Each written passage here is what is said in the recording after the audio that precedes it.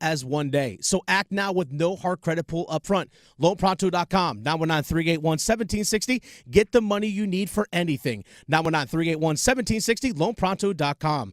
Equal housing lender, NMLS 1661781, subject to lender approval, NMLSconsumeraccess.org. Diabetes, high blood pressure, anxiety meds, everyone's on them. If you're a 50-year-old male, maybe a bit porky, and you may even have type 2 diabetes, $1 million of term insurance may only cost you about $200 a month. Call Term Provider. Speak with Big Lou at 800-444-2013. Big Lou will find a term life policy for you even if you have type 2 diabetes, are overweight, or have high blood pressure. Term Providers help thousands of people like you who think they can't afford term life insurance. To buy $1 million of affordable term life for you, all you need to do is call Big Lou at 800-444-2013. Lou will make sure the scales are tipped in your favor. Call 800-444-2013. Big Lou will answer your call and work to fit you into a term life policy that you can afford. Remember, Big Lou's like you. He's on meds, too. Call 800-444-2013. 800-444-2013. I'm Dr. Miller, a dentist and a volunteer for Dental Lifeline Network.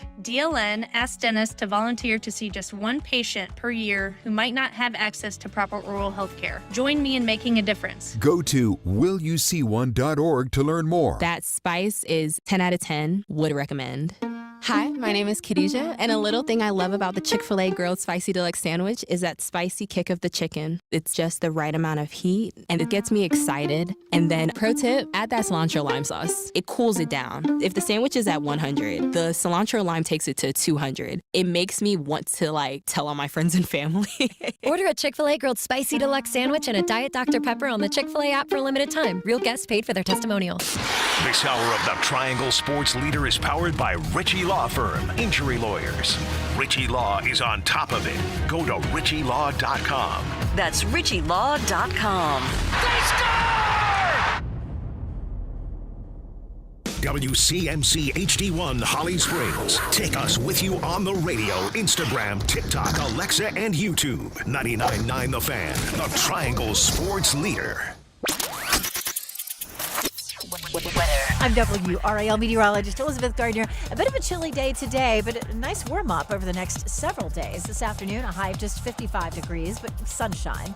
Clear and cool tonight, temperatures in the mid-30s, and we climb to 68 tomorrow under partly cloudy skies. Weather update brought to you by Newcomb & Company, where your comfort is their business. Visit newcombandcompany.com. 3 o'clock check of your money. Dow Jones is down 560 points to 43,280. Market update brought to you by Deep River Sporting Clays and Shooting School. Deep River Sporting Clays and Shooting School, your number one place to go for Cesar Guarini shotguns, as well as check out deepriversportingclays.com for their newest merch. Again, deepriversportingclays.com. Bounces out to Withers, tried to drive, cut off there, so he'll try a step back three. A steal for Cooper, into the paint, put it up and in! Coast to coast for Cooper Flag. It's coming the other way though, it's Blake out in front, they score!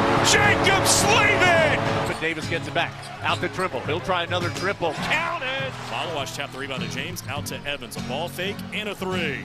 Good, across for Aho, back for Slavin, back to Aho, tees it up, game over! The Drive with Tim Donnelly on 99.9 The Fan.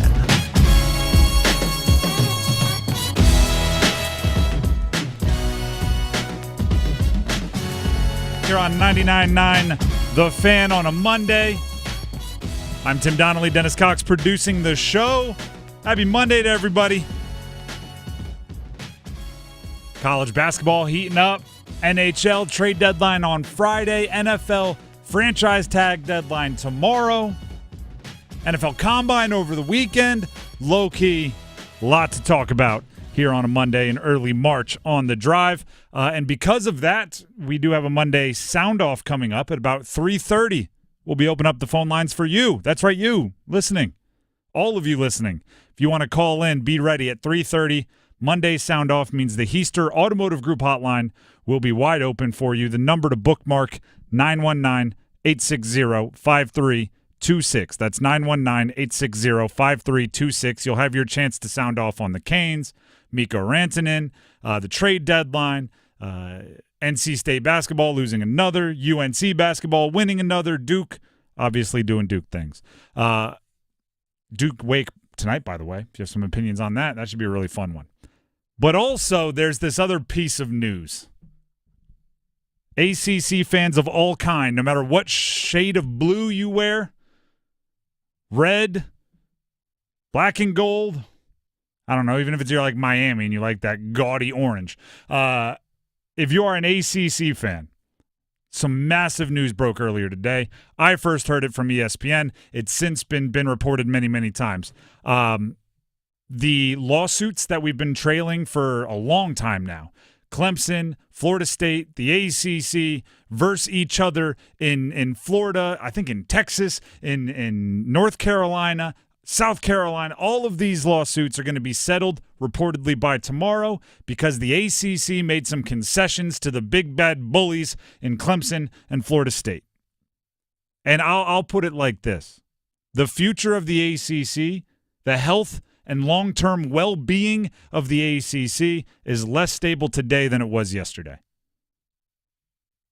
And seemingly the only thing that the conference gained is the promise that they won't have to pay any more lawyer fees. Like, that seems to be all that the ACC gained while making a bunch of kind of concessions and compromises. Brian Murphy, WRAL sports investigative reporter, friend of the show. You can follow a ton of really interesting off-the-field, off-the-court stories that he's been tracking for a long time on WRALSportsFan.com. But Brian Murphy, I think, boiled it all down to one tweet as good as anybody could. Okay, the news came out. There's the reports on this lawsuit, this what that means, that what that means. Brian Murphy said this in a tweet. In-demand schools earn more and reduced financial penalty for leaving after 2030.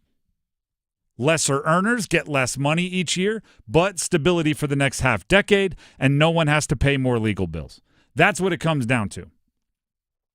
If you are one of the, I believe they are going to use television ratings on a 5-year rolling period. If you are one of the more watched, bigger brand teams, you will get a bigger slice of the ACC pie, and vice versa. If you are one of the least watched, lower brands, then you will get significantly less of the ACC money pie. That is what it is. We've known that was coming. I'm not worried about it. I don't think it's good. I think it creates a self-fulfilling prophecy, where the good teams get watched by more people, chosen for more ABC games, chosen for more primetime games, thus their ratings are higher, thus they get more money, thus they'll be good, and on and on and on, and that conveyor belt is hard to get off of. But we knew that was going to happen. The more interesting part is it seems like a much, much, much easier deal for teams to leave starting following the 2029-2030 school year. 2029/2030 school year.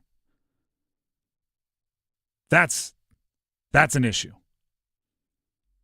And at first I thought just the exit fees were dropping. On3 did some reporting, this coming from Andy Staples on On3.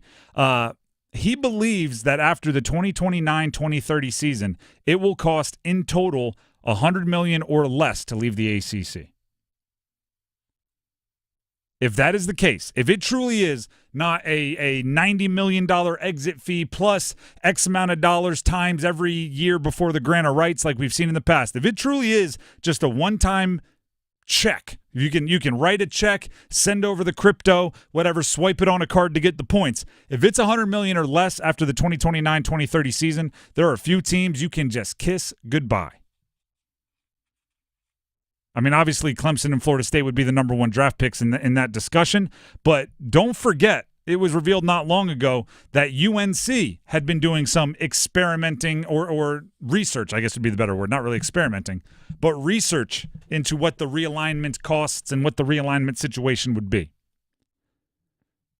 And then it becomes, right, running out of a building. You ever seen that one?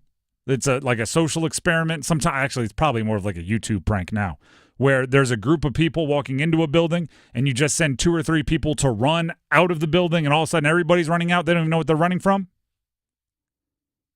If you're in the ACC and you have options, right? You're a team that, say you are UNC, say you are UVA, say you are a Duke State, right? And one of the other power conferences is interested in you,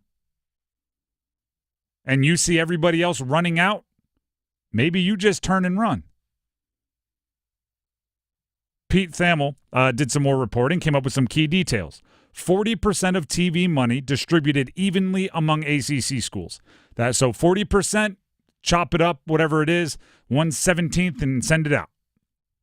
60% by ratings. And that's the formula I talked about rolling over each 5-year period. The top earners, which you would expect to be the Clemsons, the Florida States, because they play the most high-profile games and they're chosen for more ABC games and more primetime games, so thus they have more eyeballs on them. They could get more than $15 million. While some schools will see a net deduction, an annual payout of about $7 million. That's a big difference. It's a big difference. Keep in mind that these weren't already level playing fields, right? Due to booster support and everything else. You look at total athletics budgets, Florida State was already spending a bunch more than Wake Forest. Wake Forest was beating Florida State a decent amount of times over the last 10, 15 years. But can they keep up those upsets when even their league is disproportionately passing out the money? I've fought the fight that the ACC is strong for a long time. I fought the fight that college sports isn't really changing for a long time. As of late, there have been things that have made me waver from my position. The MVPs of conference realignment for the last 2, 3, 4, 5 years has been whatever lawyers drew up the grant of rights for the ACC because they did not leave a loophole for teams like Clemson and Florida State to get out. And no matter how many high-profile lawyers they paid, it seemed like all Clemson and Florida State could do was pout and drag more people to court and eat up more billable hours. The ACC, by relenting, and again, it seems like just with the goal of making these court cases end, if they relented, they gave up essentially the creation of a loophole. Where Clemson and Florida State were going to be handcuffed to the conference, it seemed, till 2036. Now, 2030. And if they come up with a little bit of extra cash, which, by the way, I guarantee you they are fundraising on already. If they come up with a little extra cash, and a little extra cash to them, not a little extra cash to us, might be $50, $75 million, they might be able to leave sooner. And the one analogy that everybody seems to use is Clemson and Florida State are the ones trying to break down the wall to get out of the ACC, but there are 3 or 4 or 5 other very high-profile teams and brands that are watching and going, well, once you knock down the wall, we might walk through the hole you left. We don't want to bloody ourselves by running through it, but if it's an opening, we'll go. As long as there's a home. And that's where the SEC, the Big Ten, would be the two.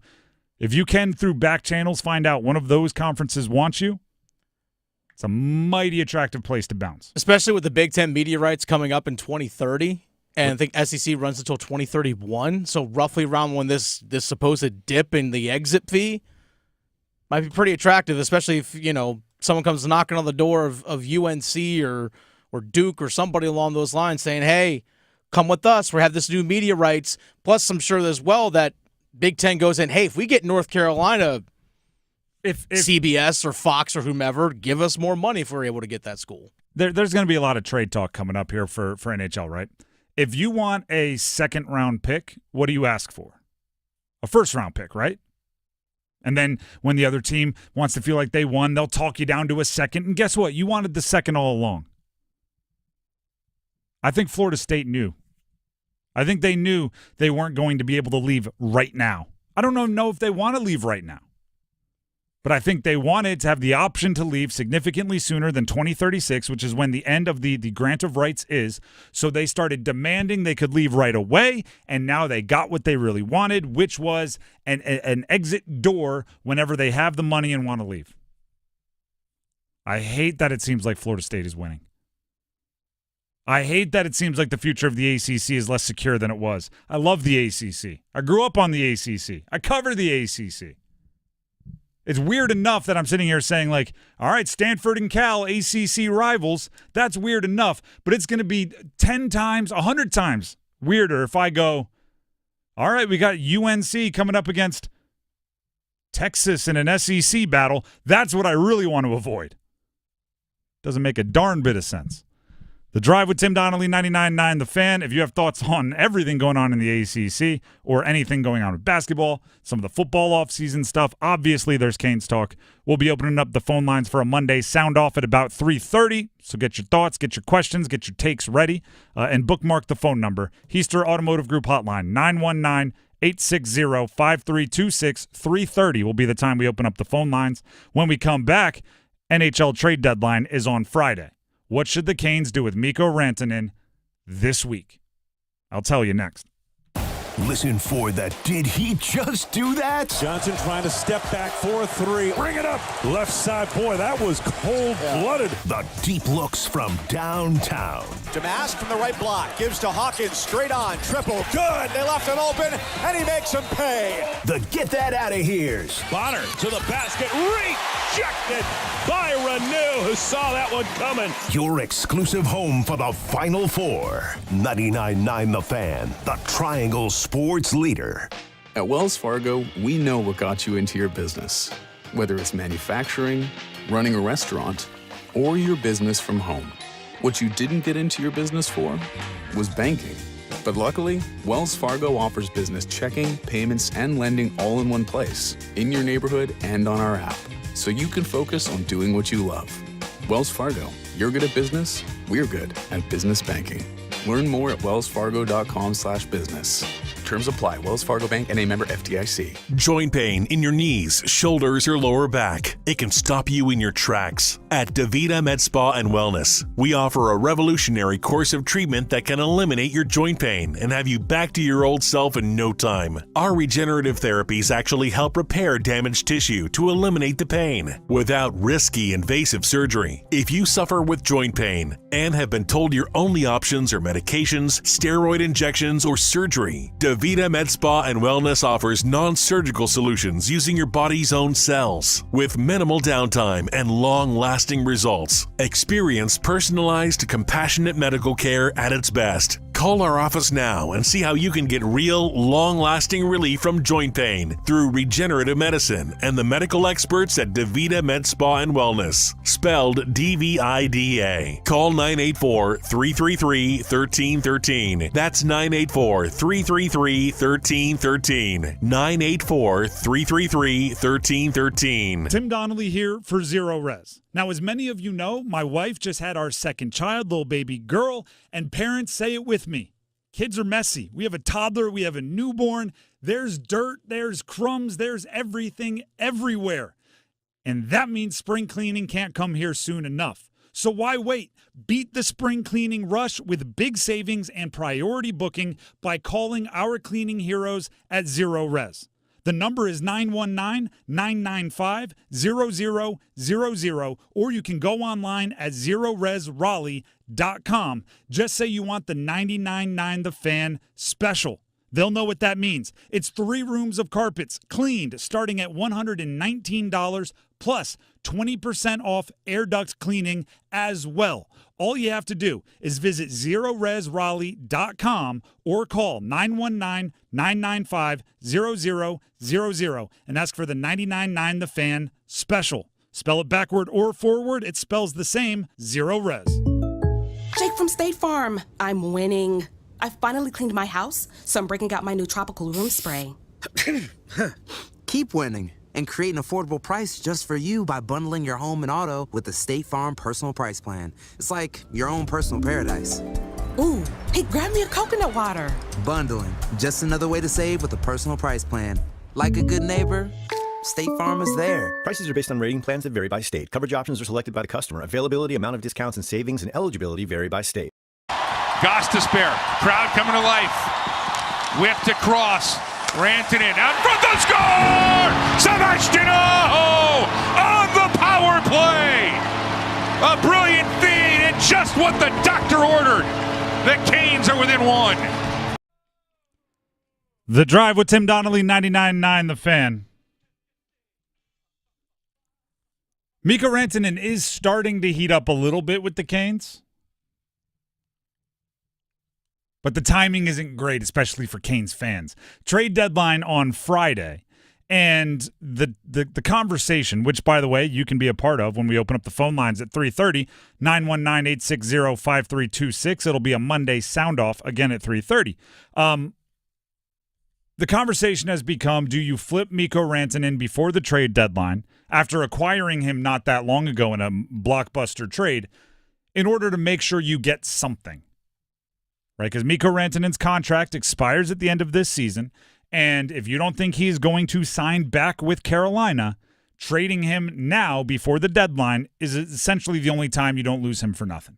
I know you might get scraps if you trade him somewhere else just to negotiate prior to the free agency opening up this offseason, but that's not enough to move the needle in any direction. Elliot Friedman of Sportsnet on his 32 Thoughts podcast gave a bit of a breakdown on the deadline for the Canes. Look, Carolina has to make a decision here. What do they feel comfortable doing? Do they feel comfortable going for it? Or do they say, you know what? We don't like where this is going, and we're going to try to see the best player that we can get or the best return that we can get. Do you know what's funny?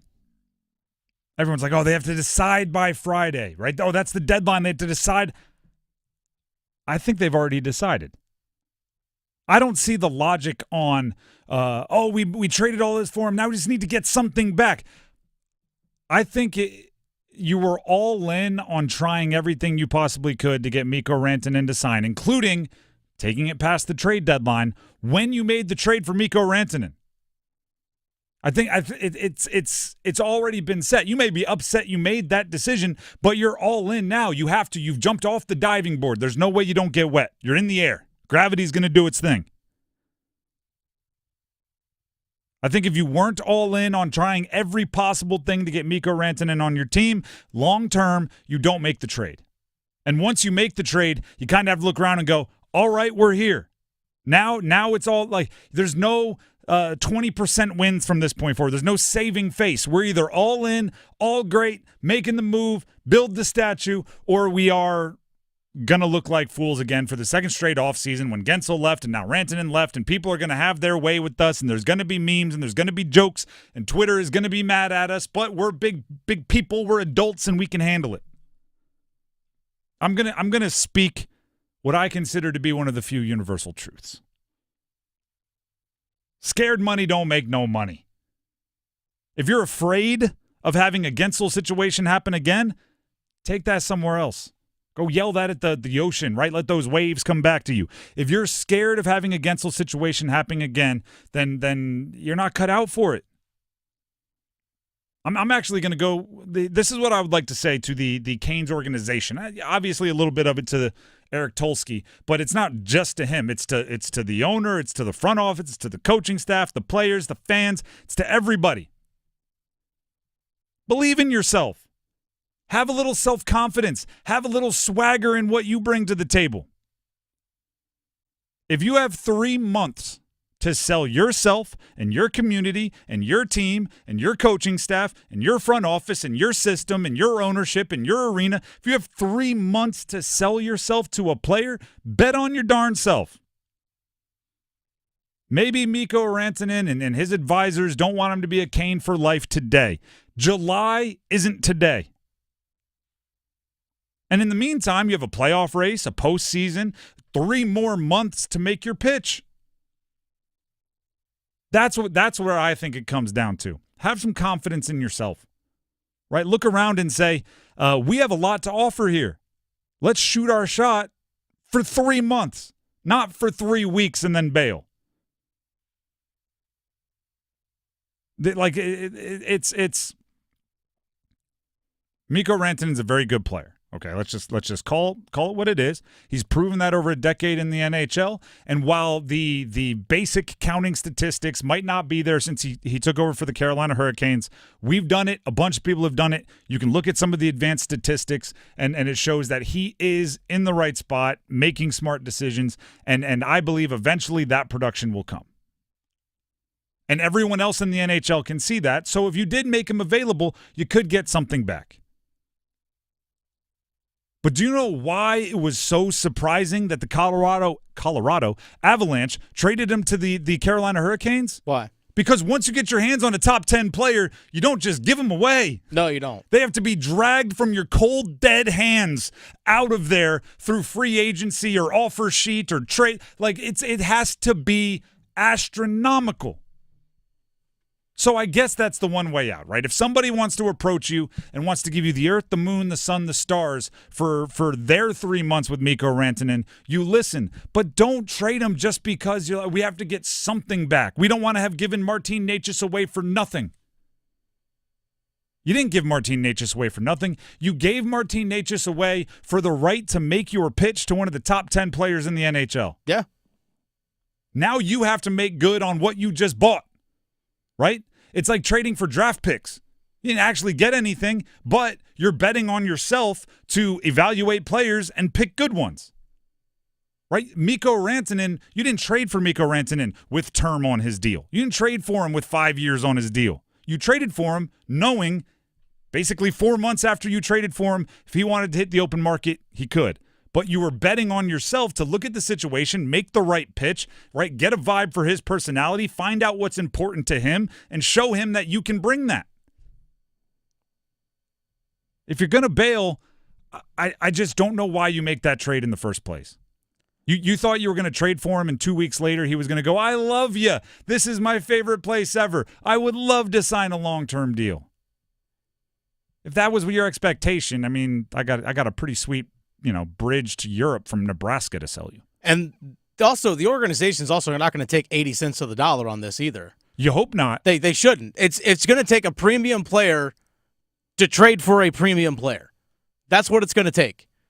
It's going to have to be a premium player. They're not going to take, hey, let's take your number 3 center and a depth defenseman and a pick, and we'll give you Mikko Rantanen. That's not going to happen. Just to let us save face and say we didn't trade Martin Necas and Drury for nothing. Because guess what? Your team will be worse going into the playoffs. Mm-hmm.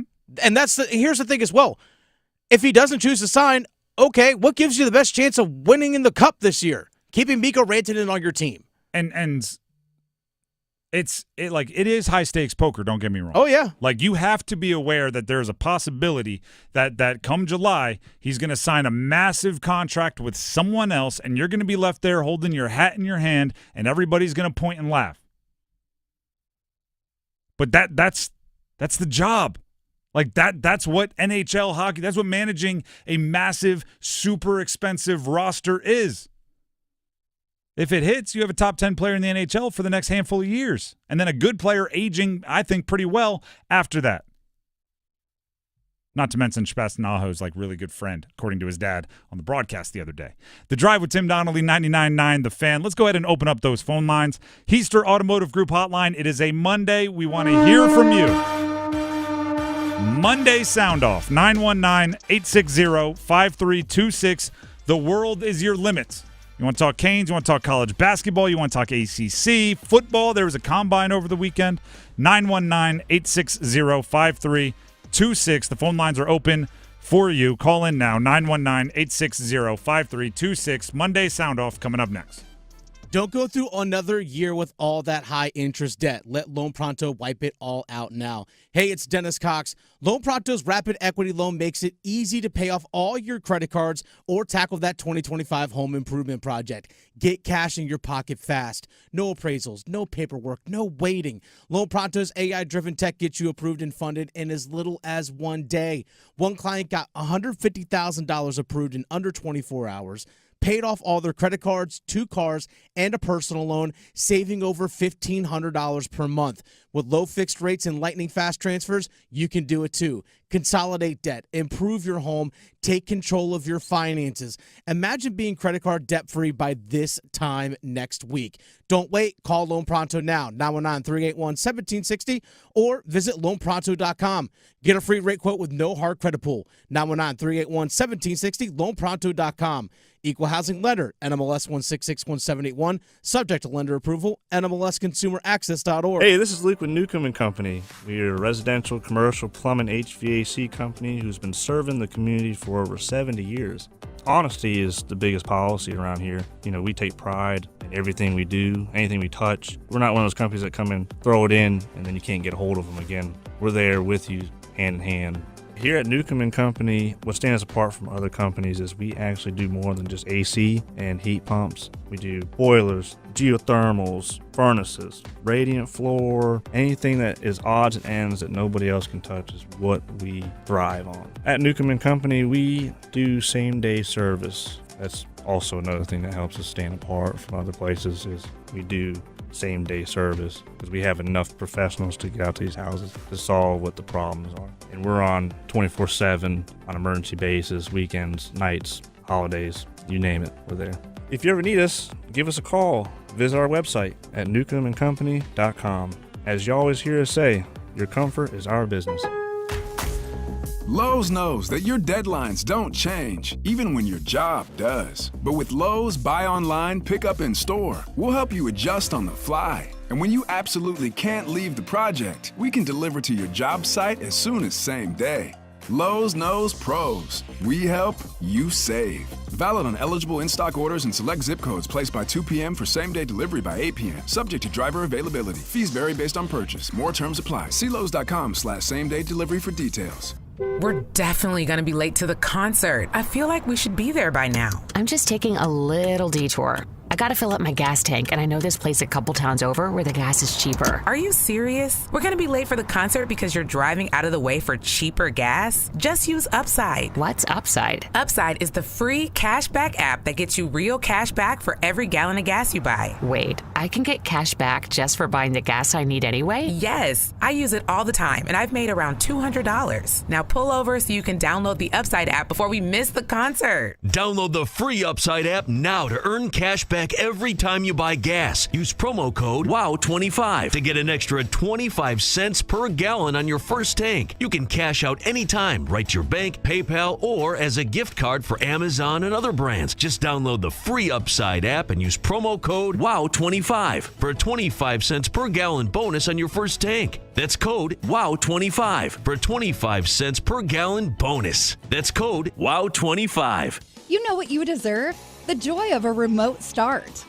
SoundStation and Security can install remote start systems in your car. Start your car from inside your house while you eat breakfast, and it's all toasty warm by the time you get inside. Or on those hot summer days that are sure to come, start your car and get the air conditioning running so you don't sweat. A remote start system is an awesome treat, and you can get it at SoundStation and Security with 2 locations in downtown Smithfield and on Glenwood Avenue in Raleigh. Online at myhotsound.com.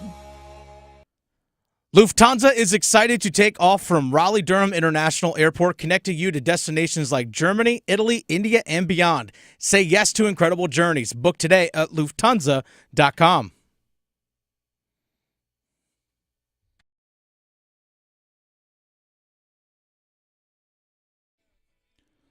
This is The Drive with Tim Donnelly on 99.9 The Fan. And it's a Monday. And it's 3:30. Which means it is time for a Monday SoundOff. For the next half hour, roughly, the show is yours. Easter Automotive Group hotline, open, 919-860-5326. That's 919-860-5326. Call in. Do it. Call in. Like Hank and Raleigh has. We'll go to him first. Hank and Raleigh wants to sound off on some Canes decision-making with the roster, so we'll go ahead and go to him first. Hank, thanks for calling in. What do you want to sound off on? Well, nice to talk to you, Tim, Dennis. Thank you. Nice to talk to you. help me understand this a little bit. This has actually been going through my mind for the last 3 months. All right. And you kind of highlighted on these issues right before I called in. Let's, help me understand this, and hopefully I can make my point clear. And that is, last year, the local hockey team, Canes, obviously, pulled the trigger and got Gensel in town. Did nothing with him, really. I mean, they attempted to, help them get over some playoff hurdles. And unfortunately, it fell short. But, Dennis made a comment here just a couple minutes ago. They let him go for nothing. They literally let him walk, right? Okay, pretty much. Signed with Tampa Bay. I mean, I always consider Gensel a star. Mm-hmm. I mean, of the Mikko something or other quality. Am I wrong about that, or am I right about that? I mean, are they equal talents, or am I way off? I think most people would say that they're both very, very talented players, but Mikko is probably a level above Gensel, and he's also a couple years younger than Gensel, which does add into and bigger dude physically. So like I don't want to disrespect Gensel at all. Both high-end players. Although people around here would be cool with that. Yeah, well. I just think most would put Mikko in a tier above, but both in elite tiers. Okay, you put some, good feedback there. All right. Okay, another issue, and I'll get more to my exact point momentarily here, but with Aho's the highest paid talent on the Canes, right? Yep. I mean, he's making some pretty nice change. Is that going to interfere with his attitude? Because I hear you guys talking, they're going to throw 12, maybe 13 million at this guy. Is that, Aho, he ain't making that. I don't really know what he's making, but he ain't making that kind of money, I don't think. It is a good question, Hank. Right? I'm going to let you go, but I will answer that. So I appreciate the call. We just have some other calls we want to get to. Aho is making $9.75 million per year average annual value. Mikko Rantanen would not get out of bed for less than, we're hearing 13 kind of is where the contract starts with him on an 8-year deal over $100 million total. So, yeah, you know what? I think Aho, and if you read the Players Tribune article that Sebastian Aho wrote last week, he seems all in on whatever it takes to win. So if he's got to be the second or third highest paid player on the team to get that Stanley Cup, I think he'd be cool with it. And don't forget that he and Mikko Rantanen go way back. They played on like junior hockey teams in Finland together. So, if somebody's going to make all the money, at least it's your buddy, right? I don't think that'll end up being an issue. I genuinely don't think that'll end up being an issue. Let's go to Dean in Rocky Mount. Dean in Rocky Mount, a frequent caller to our Monday sound-offs here on Heister Automotive Group Hotline, 919-860-5326. Dean, what do you have for us this week? Well, today, the North Carolina High School Athletic Association listened to concerns about the realignment process, and they had a total of about 27 concerns that were raised, and they ranged from a large variety of concerns. Some teams worried about their travel costs. Some teams worried about their conference. Some teams were worried about their academic and their athletic ability to compete with schools in their conference. And what's actually happening now, and they've been doing it all day, the high school overtime people affiliated with WRAL, they've been going through everything that's been happening during the meeting, and they've been commenting and documenting it as it's occurred. Some of the ones that stood out to me, and I'm going to mention a lot of local schools here. You know what? I don't think we can sit here and run through the minutes of a high school administration meeting, but you did do something that we will also do, which is direct everyone to high school OT. Those guys actually share a building with us because we're also affiliated with WRAL. So, Dean, I appreciate the call. You're always welcome on the show. I think you know that by now. But if you are interested in more of what Dean was talking about, the NCSHA board and everything that goes along with it, go ahead and check them out. High School OT on Twitter is a great follow. You can sign up for newsletters and everything else that come along with that. So appreciate the call, Dean. But I like I said, we just can't sit here and use up our entire Monday sound off going through the minutes of a high school sports administration meeting. Appreciate the call, though. Let's go back to the Heister Automotive Group hotline. We have Luca in Chapel Hill. Wants to talk UNC hoops. They're on a nice little, 5-game winning streak. They're getting closer and closer to that, maybe 6-game winning streak, getting closer and closer to that end-of-season Duke game. Luca, thank you for calling in. Go ahead and sound off on the Tar Heels. Hey, guys. Love the show. Thank you. I'm a diehard Heels fan. And what are your thoughts about Elliot Cadeau? Because it seems like he makes basically turnovers, but also makes them assists to win the game. And do you think they have a chance to make the tournament without going through the ACC and winning the ACC tournament? All right, 2 questions. Love it. Thank you very much for calling in, Luca. We'll address both. By the way, the phone lines are open. Heister Automotive Group hotline for questions and comments like we've been hearing, 919-860-5326. Thoughts on Cadeau? I think Cadeau is a very good basketball player. I think he is a elite pass-first point guard. I think when you are a guy chasing big assist numbers, and he has done that in the past, I think you are going to be susceptible to a turnover or two more because you're trying to get guys easy shots. Just when you have the ball in your hands more often. The issue I've seen with Elliot Cadeau is not 100% his fault. I see quite a bit of physical overlap between he, RJ Davis, some of the other perimeter guys just being lower towards 6-foot guys, which makes it really tough to play them kind of at the same time. They found a way, and they do it well at times. But I think Elliot Cadeau is like he needs to be the Rondo with Ray Allen in the corner and Garnett and Pierce and all of these guys running around that he can just continue to distribute to.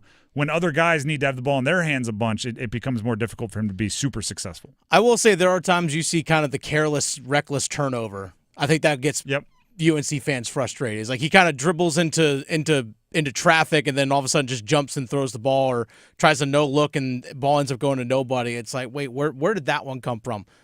I think that's what gets UNC fans frustrated. Agreed. And at times this year when he's played less minutes, they've just seemed to level up a bit. And that alone, right, just why are we playing so well? And you see him on the bench is going to answer some things. Can they make the tournament is a fascinating question. Can they make the tournament without running through the ACC and winning the ACC tournament becomes even more fascinating. I'll tell you this.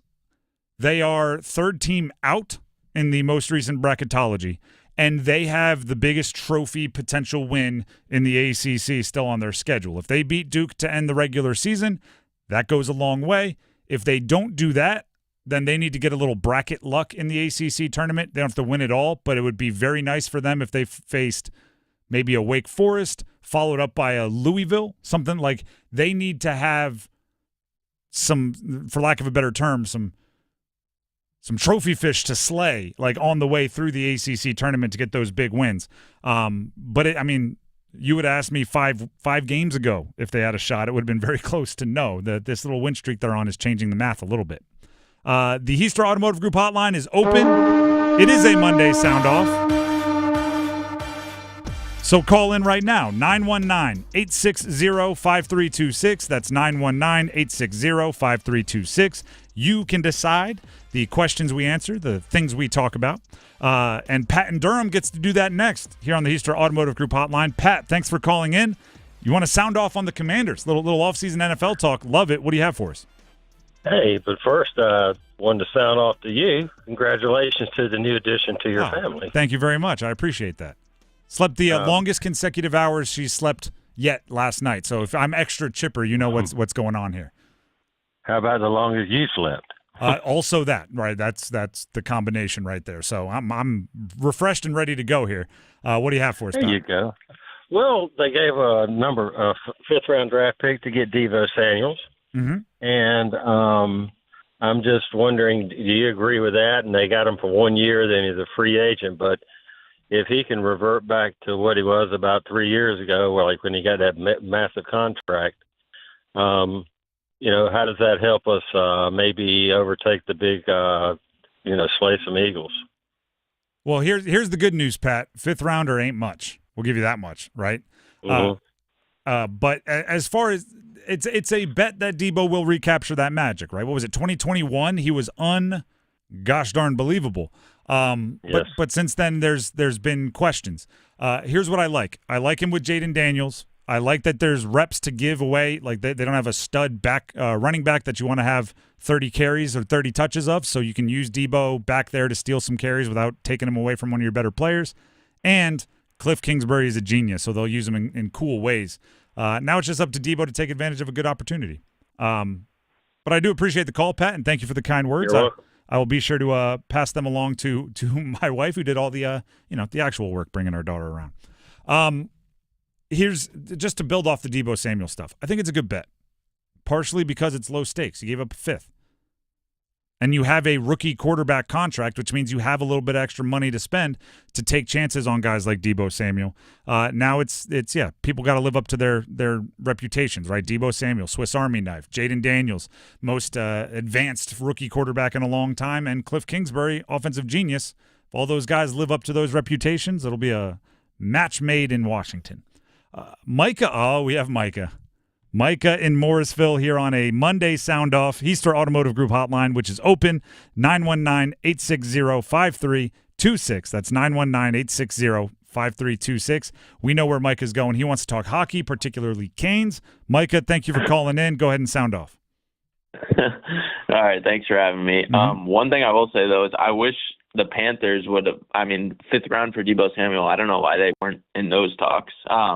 But I'll go back to Canes hockey with the trade deadline on Friday. It's your tradition. I take PTO on Friday on the trade deadline because I'm always locked in with just refresh. Yeah, yep. Yeah, all over it. It's sweet. But I know somebody called in earlier about Rantanen, and I don't really want to talk about him, so I was going to go another route. I was going to go Orlov. So I think he is a huge liability. I don't know how many games in a row it's been now that he's made a mistake that's almost cost us a goal. If he does that in the playoffs, we are screwed. We're probably already screwed, if I'm going to be honest, in the playoffs. But if he does that in the playoffs, and I'm at all these games, right? Yep. And every single time he turns it over, Tim Gleason and Rod Brindamore, their heads go straight down. They look at each other. They look pissed. And it's how long can we keep this dude? He's actual liability, and he's making more than Slavin. That's insane. So they need to do something they need to get him. I don't even think anyone will take him because they know he's a liability, but they need to get him out of there before the playoffs. Last thing I will say, too, is we need a 4C. I know Carrier's hurt, but the Tyson Yost, nice dude. He took Brendan Lemieux's spot. You know how I feel about that, but he is not he is not it. I saw a tweet today that Michael McCarron, who's on the Predators, he's a 6'6", 250. He's an answer machine. He can fight. 4C, he's righty too. That's what we need. He has really good face-off percentage. I don't know why we wouldn't go get him. That's how I'll end it, but he's a huge guy, and I think he'd be way more helpful than Yost. Micah, before we let you go, and I appreciate the call, and there's a lot to tackle there. I was just curious. It's escaping me. Do you know what Michael McCarron's nickname is? I actually don't, but it's probably something about fighting. It's the exact opposite. It's Big Sexy. I was hoping you had that on, ready to roll. Micah, we appreciate you for calling in, and as always, we'll respond here and look forward to your interactions. With a nickname like Big Sexy, who don't you want that guy on your team? Well, that's real. The Orlov talk is interesting. He is making a boatload. And also, he has not been playing well. The issue with a player wanting to trade a player who has not been playing well leading up to the trade deadline is we're not the only people watching, right? The teams that would be trading for him have also watched him make some boneheaded mistakes, look a lot older than he's looked recently. And they know the price, and obviously the Canes could eat some of it or they can work around that. But I think it's more likely that you end up with a couple of old HSs, old healthy scratches for Orlov than you do really finding anyone to buy him for any particular price. And then also you have to think about who takes those minutes, right? Do you trade for a defenseman? Does Scott Morrow get the call up and get some real minutes? It's I think all of that is on the table for the Canes right now. The defenseman, the blue line could be shaken up in a few different ways. So Micah's, I think, on the right track. I just don't know if the trade route is the one to go. Edward and Wendell, you're up next here on the Heister Automotive Group hotline. Edward, what do you want to sound off on? I want to sound off on how NIL works. Okay. Because I heard that high school might be getting NIL, and I know in some states it's already NIL, but how does this even work? I'm in middle school. I play football. So one day, am I going to get called up to the front office, and are they going to be like, here, we're going to offer you $10 million to high school? Well, I hope so. You sound like you would do a lot of good with $10 million, so I hope you get that call. Yeah. First of all, appreciate it. We'll let you go, but I will answer your deal here. I think the short answer is nobody knows. I do believe that in the state of North Carolina, you can accept NIL money as a high schooler, which was a court case that went on not long ago. But I can double check on this with some guys down the hall that know a lot more about it than I do during the break. I don't know how it goes. I don't think the office at the school is the one handling it. I think it just makes it acceptable for you to go negotiate your own endorsements. If I were to guess, the furthest it gets for most high schools that don't have like a 5-star super duper recruit is maybe there's a restaurant in town that wants to give the team like the meal the night before the game in exchange for everybody posting about it on social media or something like that. I believe that's probably the furthest it'll get for 99.9% of high schoolers. But there are those occasional, and by the way, I think the number one football recruit in 2026 is in like Greensboro, right? Yeah, Grimsley High School. I would not be surprised if the number one recruit quarterback could bring in a little bit more than just about anybody else. But for the bulk of us that played high school sports, you're still paying for your team shoes, and you're still out there hustling coupon cards and everything else, trying to buy new jerseys. Like it's not going to change drastically. All right, let's hit a few more here before the top of the hour. We have Ian in Apex wants to talk Duke basketball. Ian, thank you for calling in. Go ahead and sound off. Hey, I just wanted to say that, I hoped that Coach Shire keeps Isaiah Evans in the lineup today against Wake Forest, because whenever he's in, we're knocking down threes. The offense just moves way better, and that I think that we've really found our best player. I don't even think that Cooper Flagg's our best player. I really do think that Malawach is actually our best player, because we have found that we can just chuck it up to him, and he can just dunk the ball above anyone. It doesn't matter who's on him. And if we can keep that up going into March Madness and the ACC tournament, there's no one that's beating us. Love the enthusiasm. Thank you very much for the call, and obviously thank you for putting a lot of thought into your points. Few things. One, Isaiah Evans, beast of a shooter. Not going to argue with that. But we did see against Florida State, when he's high volume, it's a little different, right? He played a ton. He was a starter for the first time, 4 of 13 from 3. That's very different than the 4 of 6, 5 of 7s we've seen when he comes off the bench and catches fire. Malawach is very good. I'm not going to use this as an opportunity to knock Malawach. He is 7'2". He can leap. He can catch all the alley-oops. I don't – Cooper Flagg's your best player. Cooper Flagg is really gosh darn good. Brendan in Hillsboro is up next. Brendan, thank you for calling in. Go ahead and sound off. Hey, Tim. Thanks for taking my call. Mm-hmm. Let me just preface this with I am not a huge hockey fan. I moved to the Carolinas a couple of years ago, and I've been getting into the Hurricanes more. Love so that. If this comes across as ignorant, I apologize in advance. No apology necessary. I love new fans, and trust me, the Canes need new fans. So they love it as much as anybody. What's your take? Okay, so I guess I have a question for you. So last year, right, they brought in Gensel at the end, and nothing really happened. And this year they brought in Mikko, and I know that it takes some time for players to gel, but it seems like whatever the team is doing this year, it's just really not clicking. And so I'm wondering, with all the talk about wanting to keep him and sign him for big bucks and everything for many years, it seems just like the last couple of years, right, the Canes look really good in the regular season. They make the postseason, and after a series or two, they really look kind of outclassed. So I'm just wondering, is sort of the underlying premise here that Aho and Svechnikov and Jarvis and all these guys, it's like the future core of the Canes for the better part of the next decade?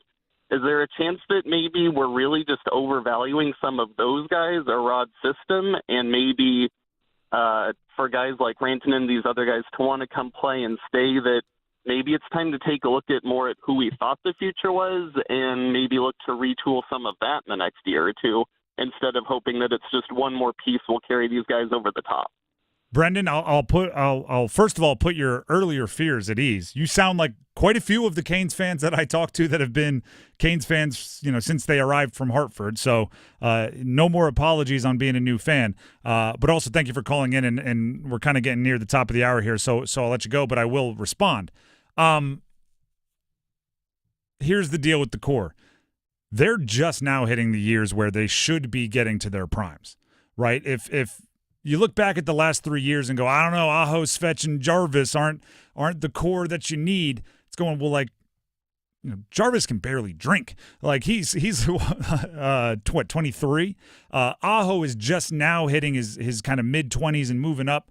And don't get me wrong, the Mikko Rantanen trade was in part to knock all of them down a peg, right? Mikko Rantanen becomes your best player, which means Aho, or however you order the rest of them, maybe it's probably Slavin number 2, but you can knock all of them from best player to 2 to 3 to 4. That's what it is, right? It's Eric Tolsky, I think, said it the best, which is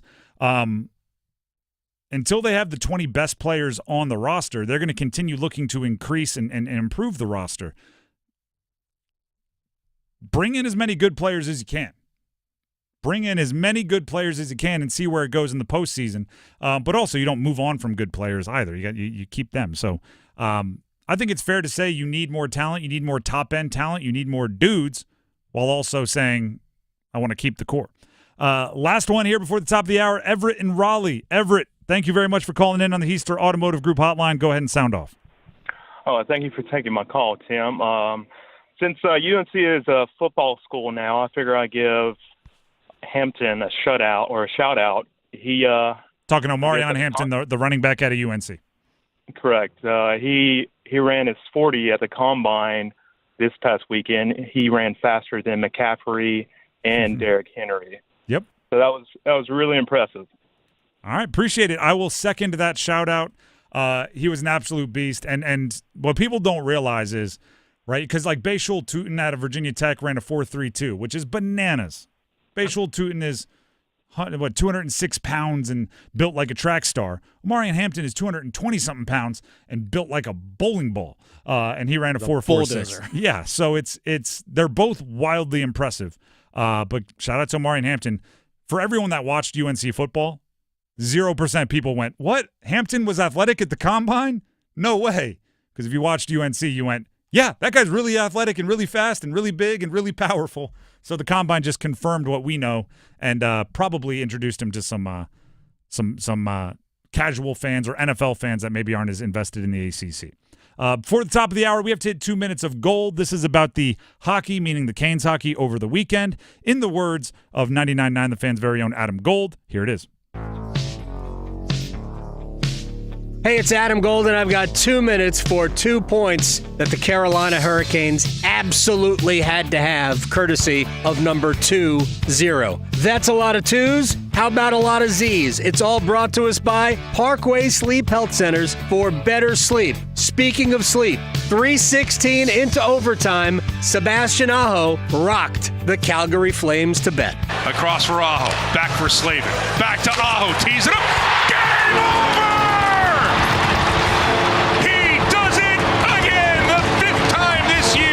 Sebastian Aho wins it in overtime!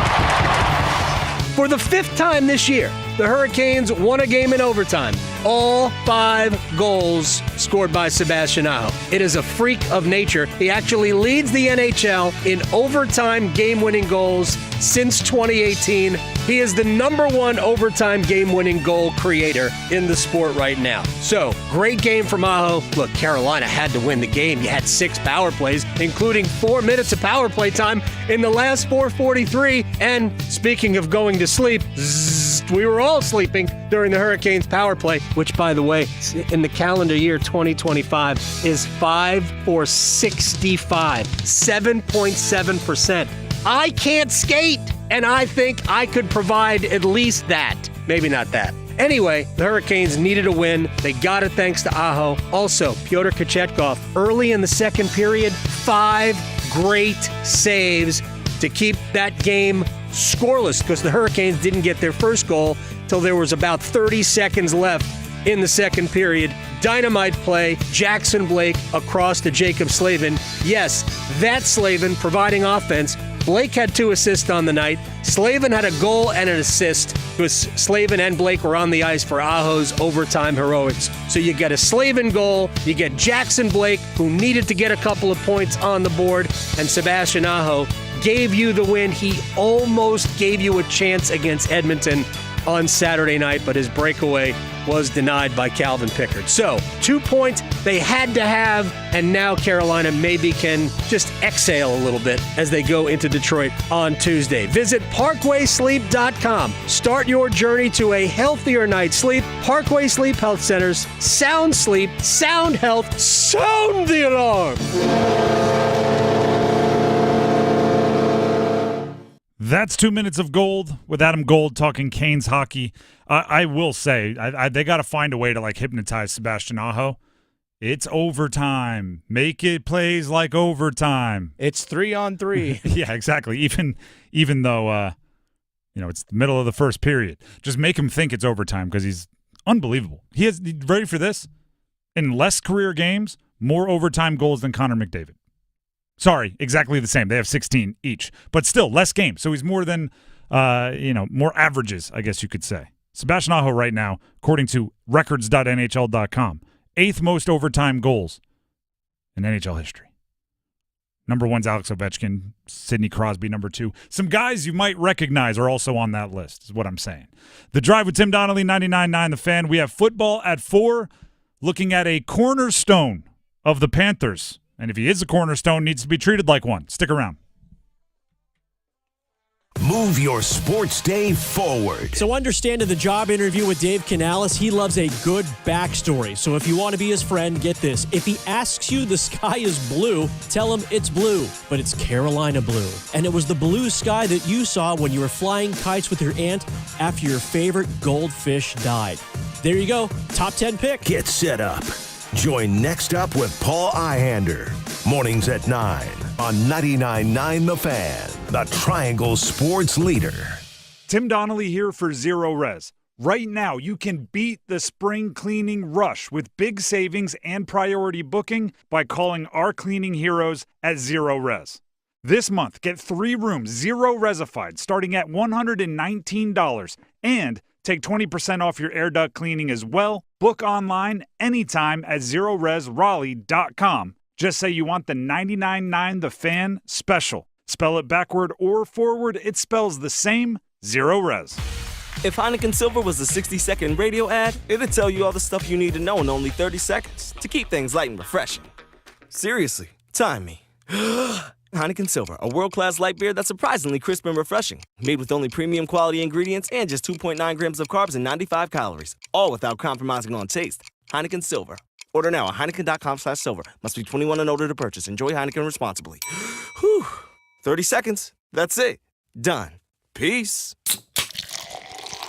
Diabetes, high blood pressure, anxiety meds, everyone's on them. If you're a 50-year-old male, maybe a bit porky, and you may even have type 2 diabetes, $1 million of term insurance may only cost you about $200 a month. Call Term Provider. Speak with Big Lou at 800-444-2013. Big Lou will find a term life policy for you even if you have type 2 diabetes, are overweight, or have high blood pressure. Term Provider has helped thousands of people like you who think they can't afford term life insurance. To buy $1 million of affordable term life for you, all you need to do is call Big Lou at 800-444-2013. Lou will make sure the scales are tipped in your favor. Call 800-444-2013. Big Lou will answer your call and work to fit you into a term life policy that you can afford. Remember, Big Lou's like you. He's on meds, too. Call 800-444-2013. 800-444-2013. Hey, what do you say? John Forsland here for my friends at Buffalo Brothers. It's hockey season, baby. I live and work on both coasts, and here's the deal. There's nothing like Buffalo Brothers. The best wings on the planet and a great place to watch all the big games. Visit all 5 Triangle locations for great specials, including half-price pizzas Monday through Friday, 4:30 to 6, and $6 Jameson's on Sunday. Dine in, carry out. BuffBrothers.com. Aw, man, now I want wings. This hour of the Triangle Sports Leader is powered by Ritchie Law Firm, injury lawyers. Ritchie Law is on top of it. Go to RitchieLaw.com. That's RitchieLaw.com. WCMC HD1 Holly Springs. Take us with you on the radio, Instagram, TikTok, Alexa, and YouTube. 99.9 The Fan, the Triangle Sports Leader. I'm WRAL meteorologist Elizabeth Gardner. Gorgeous sunshine out there, but temperatures are just a bit below normal. Expect a high this afternoon of around 55. We'll keep it just above freezing tonight, down around 35 with clear skies. And a nice warm up tomorrow with mostly sunny skies. Highs climb into the upper 60s. Weather update brought to you by Newcomb & Company, where your comfort is their business. Visit newcombandcompany.com. 4 o'clock check of your money. Dow Jones down 649 points to 43,191. Market update brought to you by Enbridge Gas, formerly Dominion Energy North Carolina Gas. Dominion Energy North Carolina Gas customers are now proudly served by Enbridge Gas. Looking forward to a bright future together. To learn more, visit enbridgegas.com.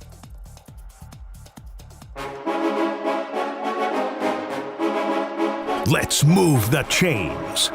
Time for football at 4. The Drive with Tim Donnelly, 99.9 The Fan. NFL teams are making decisions. It's decision-making season. Bengals decided to franchise tag T. Higgins. I don't know where they're getting all this money, but apparently they got it somewhere. It's more or less just to make sure we have you to negotiate and you don't hit free agency. Hopefully it's a placeholder for a long-term deal. I think that's what it is. Placeholder. I don't know where you get the money for a long-term deal because they're also talking about Jamar Chase being the highest-paid non-quarterback in NFL history, and Joe Burrow is already one of the highest-paid players point blank in NFL history. They also need to take care of Trey Hendrickson, who's a stud defenseman. Defenseman. I'm talking like hockey. Stud defensive player. There's a lot of money they need to spend, but they're making decisions on it. Well, they cut an offensive lineman today. That is true. That clears up about $17 million in cap space, something along those lines. So. Okay, now you got to find someone else again to protect Joe Burrow. But actually, you know what? I'll go with this. That deal, right? Cutting I think I saw it was Kappas, right? Had 50 starts for the Bengals. That is exactly what I'm talking about, which is teams have to decide who their building blocks are, and then you make it work around them. And the moment they decided T. Higgins is someone, and Burrow and Chase and Hendrickson are the guys they want to build around, all right, we got less to work with on the offensive line. We still got to make it work, but we know what we're building around. The Panthers need to figure out if JC Horn is a building block or not. They need to figure out if he is a cornerstone or not. And I'm being told we have some audio of Dan Morgan, the Panthers GM, talking about JC Horn. Brant's talking to his representatives. They're talking. Things are moving along. So hopefully we get something done there sooner than later. That was during the Combine, end of last week, talking about JC Horn. Joe Person from The Athletic put out an article of things he heard at the Combine, and in part it read, you can check it out at The Athletic, contract talks between the Panthers and JC Horn are continuing, with both sides interested in getting a deal done. Coming off his first Pro Bowl, Horn is believed to be looking for a contract in line with some of the highest-paid corners in the league, with an average annual value of $20 million or more. That from Joe Person of The Athletic. Now, this is what I'm talking about. Like, why do we call good players, really good players, cornerstones or building blocks? It's because you build your roster around them.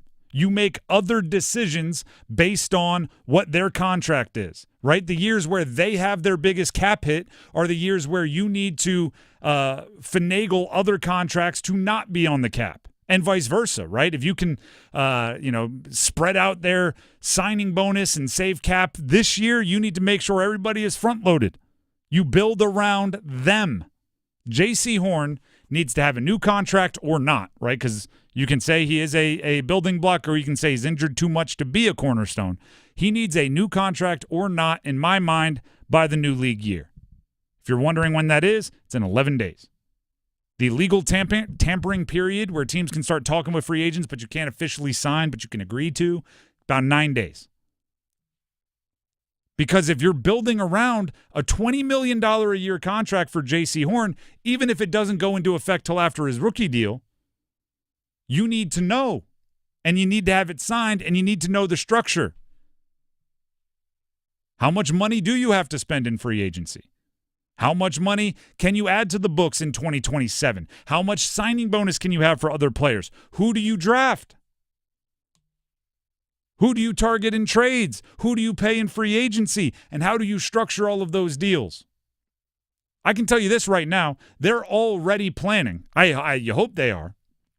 For a potential massive hit on the books 3 years from now. Because that's when Bryce Young and his next contract would start really kicking in. If you're not planning for it, you're going to get to the point where you got to cut a bunch of good players to pay your quarterback. The moment you draft a quarterback, you're looking ahead at what it might be if they play well. And then the moment you decide they're not a cornerstone, you're trying to figure out what other quarterbacks can come in and might fill that role. There's only a few cornerstones on every team. There's only a few core players on every team. Everyone else has to get in where they fit in around it. And if you're looking at the Panthers, there's Derek Brown, cornerstone, contract locked in. You hope there's Bryce Young. There's a couple of high-priced offensive linemen. We'll go with the two guards, obviously. Taylor Moton probably was 5 years ago a cornerstone, but at his age, you don't know how long you have to build around him. Maybe Ike Ekwonu. And I think the next most likely, and I'm not even saying in order, next most likely on defense is JC Horn. He played really, really well this year and stayed healthy for the most part. You need to know where, if $20 million a year is not a small amount of money, you have to know when you need to eat that against the cap and when you're going to kick it into the future. Especially for a building team like the Panthers that have a bunch of issues across the way. Who do you draft in the second round? Is a very simple question. First round, I think it's looking more and more like an edge rusher, right? Because the wide receivers just don't seem to be near top 10 value, and there seems to be a bunch of edge rushers that will. So more and more, it's looking like the best defensive front seven player available. You take him at number 8 if you're not trading back. Who do you take in the second round? That becomes fascinating to me. If you have a bunch of money to spend, against the cap, position becomes less important. A bunch of things become less important. If you don't have much money against the cap, you almost have to draft a position that gets paid a ton because then the rookie contract is a bigger steal. Right? If you draft an off-ball linebacker in the second round, that rookie contract might be, 40% of what a top-end off-ball linebacker makes. If you draft an edge rusher in the second round, it might be 20% of what a top line edge rusher makes. And you're finding value in the margins. So all this talk about JC Horn, they're still in talks. Oh, we're still working. You're moving towards. We both want it to happen. All of that is well and good until you get to a point where it's like, well, actually, we need to know how much we can offer them. So we need to finish this. You're our priority, but that doesn't mean you're our only priority. You may be our top priority, but you're not our only priority. I think that they likely need not only JC Horn, but they also probably need to bring in another corner. And they need to bring in for sure, probably 2 safeties. 100%. And they need to bring in addition to the draft, 2 or 3 edge rushers. Yep. And interior defensive linemen. And that's not even going to the offensive side of the ball yet. Yep. So with the knowledge that all of that has to be taken care of, starting with the new league year, you kind of need to knock down the first big domino. So I'm not saying it's a problem that it's not done yet. I'm saying that if we get 2-3 days into the new league year and the JC Horn deal isn't met, isn't done, isn't signed, sealed, delivered, that's when I'll start to get a little worried. That's when I'll start, and I'm worried might not even be the right term. Mad might be the term. That's when I'll start to get frustrated, which often comes out in me yelling into a microphone. That's how you know I'm mad, when I'm screaming. It's not the most difficult thing to track. Oh, that's it? That's it. And I will say this also. Sometimes, and I think this is happening with Matt Stafford and the Rams, the teams will come out and say, we've agreed, but we're going to wait, because then you're using that as the structure kind of puzzle piece, where it's like, we're going to go sign everything else, and then we're going to make sure this guy gets his money, but we can structure the signing bonus, the yearly, the roster bonuses to fit into what we have. That could also happen, but then I think that'll come out. It'll be like, yeah, they've agreed that JC Horn's going to get paid, but we have to go figure out how we want to structure it based on everything else. So you said Joe Person of the Athletic said somewhere around $20 million a year, correct? Is that what you said? Horn is believed to be looking for a contract in line with some of the highest paid corners in the league, with an average annual value of $20 million or more. That is directly from his article on The Athletic. Okay, so Patrick Surtain II picked one spot after JC Horn, just won NFL Defensive Player of the Year, is making $24 million. Jalen Ramsey's making $24.1. Jair Alexander, $21 million a year with the Packers. A.J. Terrell, $20.25 million with the Falcons. Denzel Ward with Cleveland, $20.1 million. Those are the guys all making 20 or above on average annual value. Surtain is 25 years old. Everyone else I mentioned is 27, 28 or older. J.C. Horn's also only 25 years old, so he's still a really young guy. Trevon Diggs with the Cowboys makes 19.4. Marlon Humphrey with the Ravens makes 19.5. Those guys are older than JC Horn. Again, with the cap going up, maybe $20 million might actually be right at good market value for him. That's fair to both sides. When he's right, he fits right in with those guys that are slightly above $20 million. Yes, 100%. The issue becomes, do you trust him to be healthy? That's the biggest question. That's it.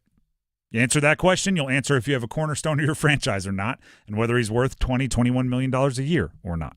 The Drive with Tim Donnelly, 99.9 The Fan. We have the Ladder Challenge coming up, where in moments I'll find out whether I pulled off the upset or not. Also, NC State basketball left me talking about frustrated and yelling. Bruh. Yeah, frustrated and yelling. You'll get some of that coming up in a minute. But first, here's Dennis Cox.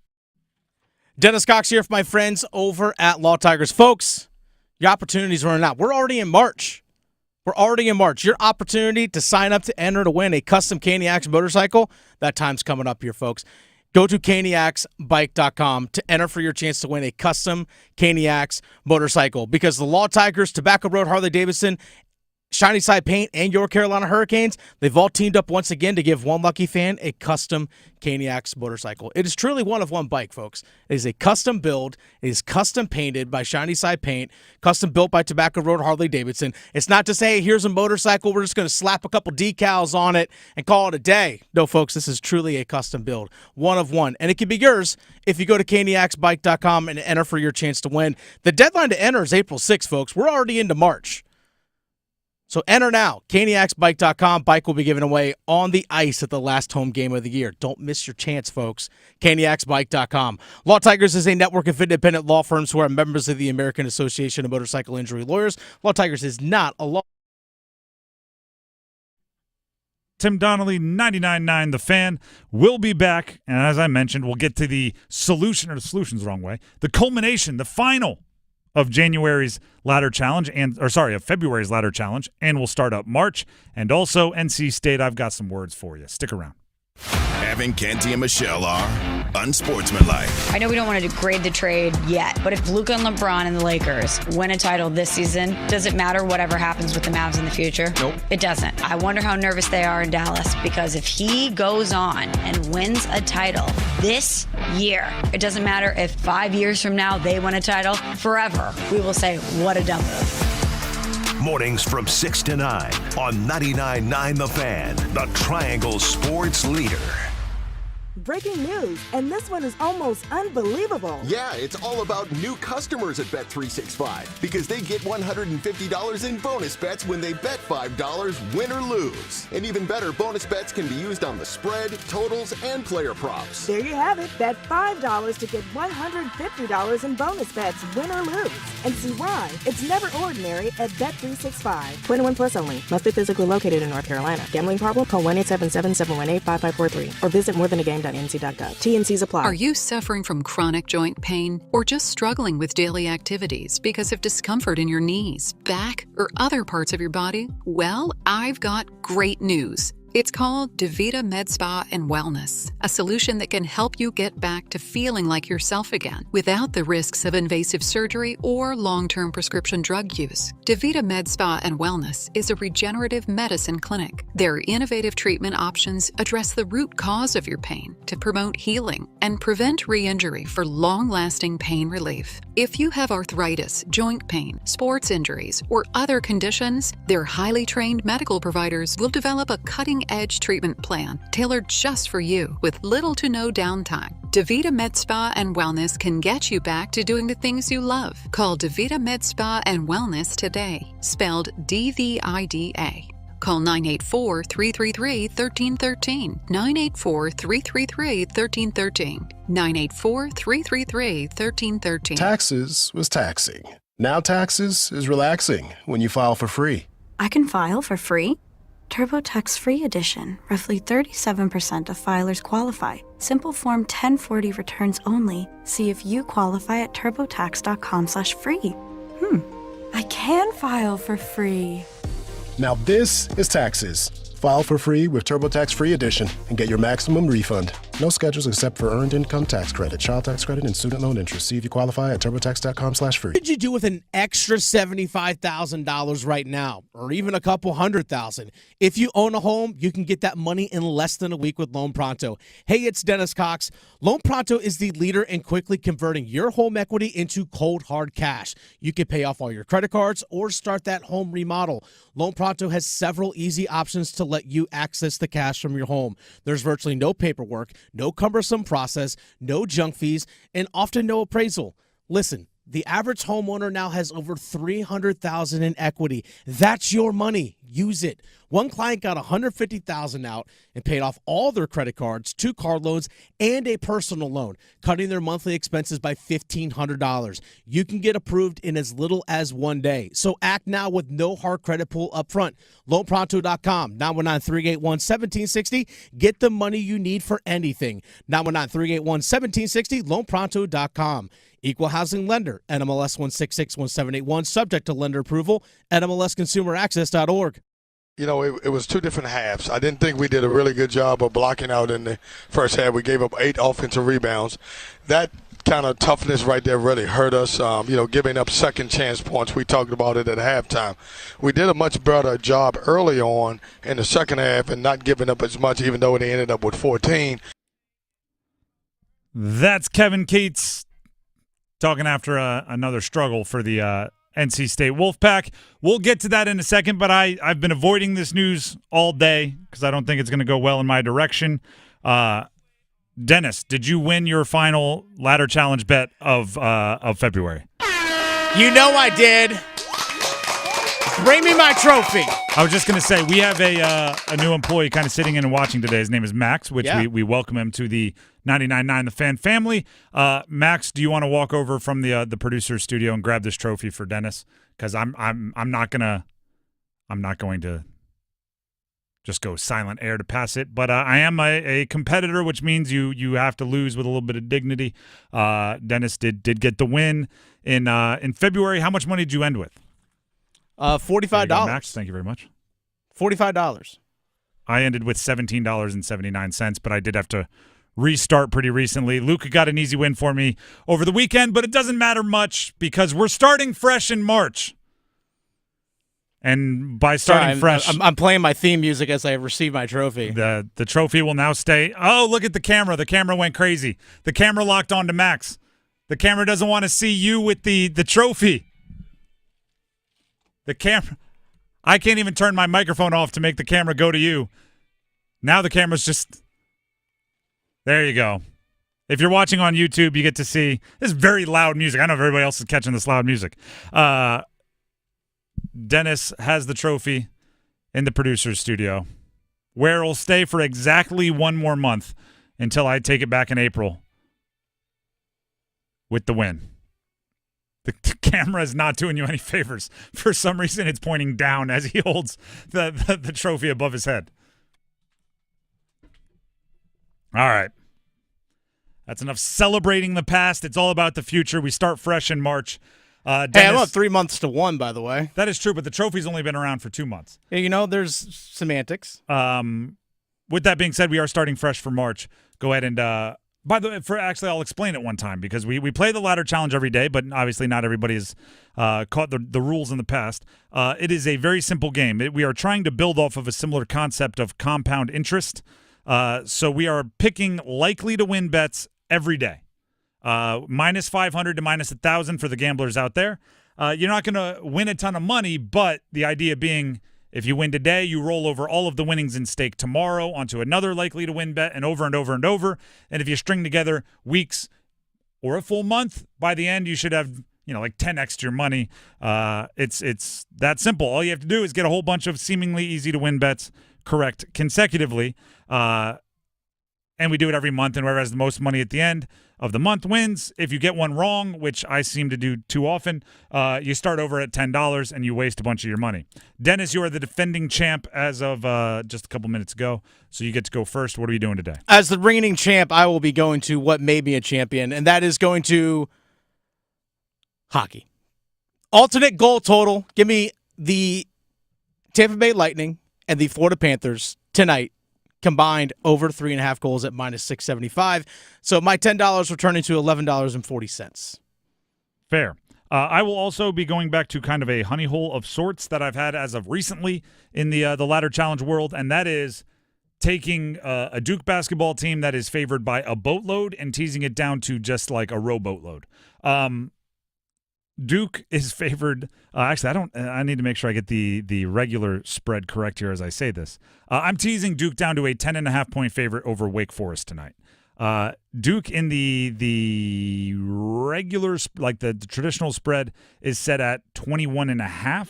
I am teasing that down to 10.5, which is a minus 540 bet. It's Duke's senior night. It's at Cameron. It is also likely the last night in Cameron for Cooper Flagg, Con Knipple, Kaman Malawash, perhaps even Isaiah Evans or some of these others. So Duke's team. There's a world where actually I wouldn't. Last year everyone except for 2 players moved on either into the draft or into the transfer portal or out of eligibility. Would you take the over under at Duke returning players if I set it at 2? Which way are you going? Over under 2 returning players from Duke. And I'm talking about like other guys that actually play. Yeah, or I like Patrick Goomba. I would get, even though he doesn't play a lot. Like he was a 5-star freshman. Like I'd say 2 come back. 2, probably Evans and Goomba. Gongba and I wouldn't be shocked if Tyrese Proctor returns. Ooh, interesting. I think that probably depends on how well this postseason run goes. Right. I think might sail off into the distance if they have some hardware. Possibly. But we'll see. Either way, it's a whole bunch of players last day in Cameron. They're playing Wake, which is a team that is good enough to keep their attention. I think they win by at least 11, which is all I need them to do. That'll take my $10 into $11.85 and start off March on the right track. Our cameras are acting up a little bit, or else you would see Dennis holding up the trophy. I am still just holding my trophy. Instead, you just see me watching Dennis hold Trophy's the trophy. come home, folks. Trophy has come home. It is mine. It has never been there before. It is a guest. It is mine. It is a guest. I've loaned it to you. My trophy. Tune back in April or early April 1st, 2nd, whatever the first show of April is, to find out who gets the trophy next month. It's a trophy with a ladder on it. Pretty sweet, actually. The Drive with Tim Donnelly, 99.9 The Fan. It made me upset that I just had to give the trophy to Dennis. This says something about NC State because I am a wildly competitive person, and I do not like to lose at all. I was more upset watching NC State over the weekend than I was just having to hand the trophy over to Dennis. After I'm gonna struggle through this because normally I'm pretty good about censoring language and things. I'm gonna have to think about it here. The questions aren't even about basketball now for NC State, and the answers to those questions are wildly concerning. After last season, the gift and the curse of State's run, the magical run last season, the gift and the curse is it did make the regular season seem kind of in less important, right? Who cares if you're one of the bottom half of the ACC teams going into the ACC tournament? You can still achieve your wild and craziest dreams. So When State was struggling earlier on in the season, what did I hear? So much of. Well, last year's team was just as bad at this point in time. Last year's team went on a losing streak of X amount of games at this time. Last year's team hadn't figured it out either, and look what happened. And I was going, that's not a game plan. That's not a route, right? It's you don't say like, hey, I kind of got lucky once, so now my plan is to just get that lucky every single time. And it was frustrating to me. That's the curse of it, right? You're almost too comfortable struggling because last year the struggles didn't kill you. The curse of it is, the gift of it is, no matter how bad it gets, your team should stay locked in because there's a possibility. After last season, after last year, how in the ever-loving world, there you go, how does a team from NC State check out? The UNC game, which was 4 games ago, hard to watch because of how disinterested some of the team looked. The must-win Syracuse game. We sat here, we made a big deal of it. We said this is borderline a playoff game. It is a must-win game. Syracuse, State, one of them is essentially going to eliminate themselves from the chance of playing in the ACC tournament, and State was bullied from the beginning, and their coach said they were bullied after the game. And now, over the weekend against Georgia Tech, again, it's checkout, right? It's I'm not interested. It's well, I guess our season is over. Let's go through the motions. Cool. Let's put on the jerseys a few more times. I don't get it. I don't get it. If there is a reason to be all the way out on Kevin Keatts and that coaching staff, I think that is it. Right? Because, not being a top team in the ACC, not being top 4, not repeating as ACC champions, you can logically find reasons for that, right? And also, coaches make mistakes, right? Hey, I thought this player was going to be a true leading scorer when I brought him out of the transfer portal. Turns out they're not, and that made everybody have to play out of position for a year. That's why we struggled. That misevaluating a player, that's cool. I don't want to say it's cool, but it happens. It happens every year at every level. Misevaluating a fit. I thought this player and this player would play alongside really well. Turns out they don't. It happens. I don't have that same grace for a team not playing hard all the way to the last game, or checking out, or not being as good, or not scratching and clawing for everything all the way down to the end. That, to me, is the concerning part. Kevin Keatts, after the game against Georgia Tech, talked about trying to find different chemistry and offensive spark, and this is what he said. When Ben went out, we thought, we put Ish in, and then Ish had some moments, and then Brandon had some moments, and, Bryce and those guys had some moments. But, we didn't have anybody who played great offensively but Ben. I thought Trez had, some good moments, and I thought it was one of those games we've been asking, hey, can we get something from our interior play? And Ben did a really good job of providing that, and then certainly when he got in foul trouble, it completely changed the game. I mean, he's our toughness. He's the guy that we need in the game, and he was on his way to having a really good game. How many times can we hear stuff like that? The season's over. I mean, for all intents and purposes, the season's over. Trying to find different chemistries and sparks. A spark is a choice. Who's going to play the hardest? Who's going to be out there grinding?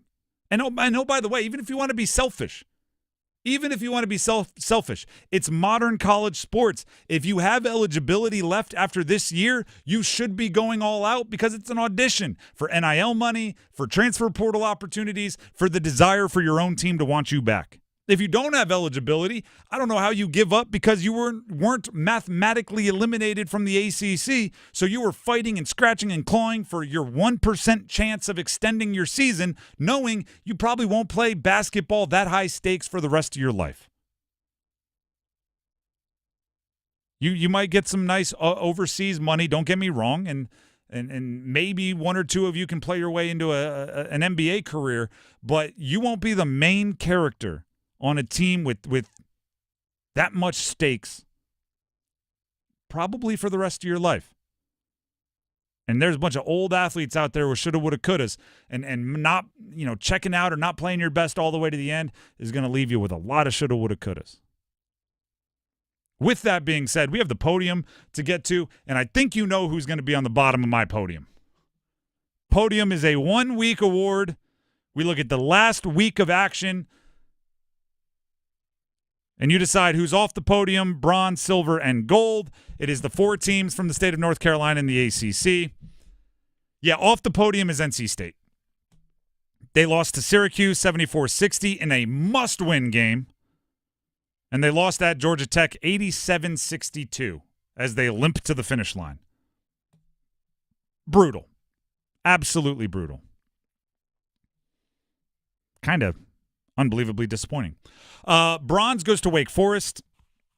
They stole a win from Notre Dame most recently, 74-71. They had a darn near equally as bad loss to UVA also over the last week. If they didn't have that Notre Dame win, they'd have been right there with NC State in my crosshairs. That UVA loss really hurt their NCAA tournament chances, really hurt their seeding in the ACC tournament, and so much more. That was a game that they should have won. Just on a talent for talent, looking at the rosters, they should have won how they played early in that game. So I'm mad at Wake, too. But they did win a game, so they sneak onto the podium with a bronze. Silver goes to UNC. And thus, you can tell by default, gold will go to Duke.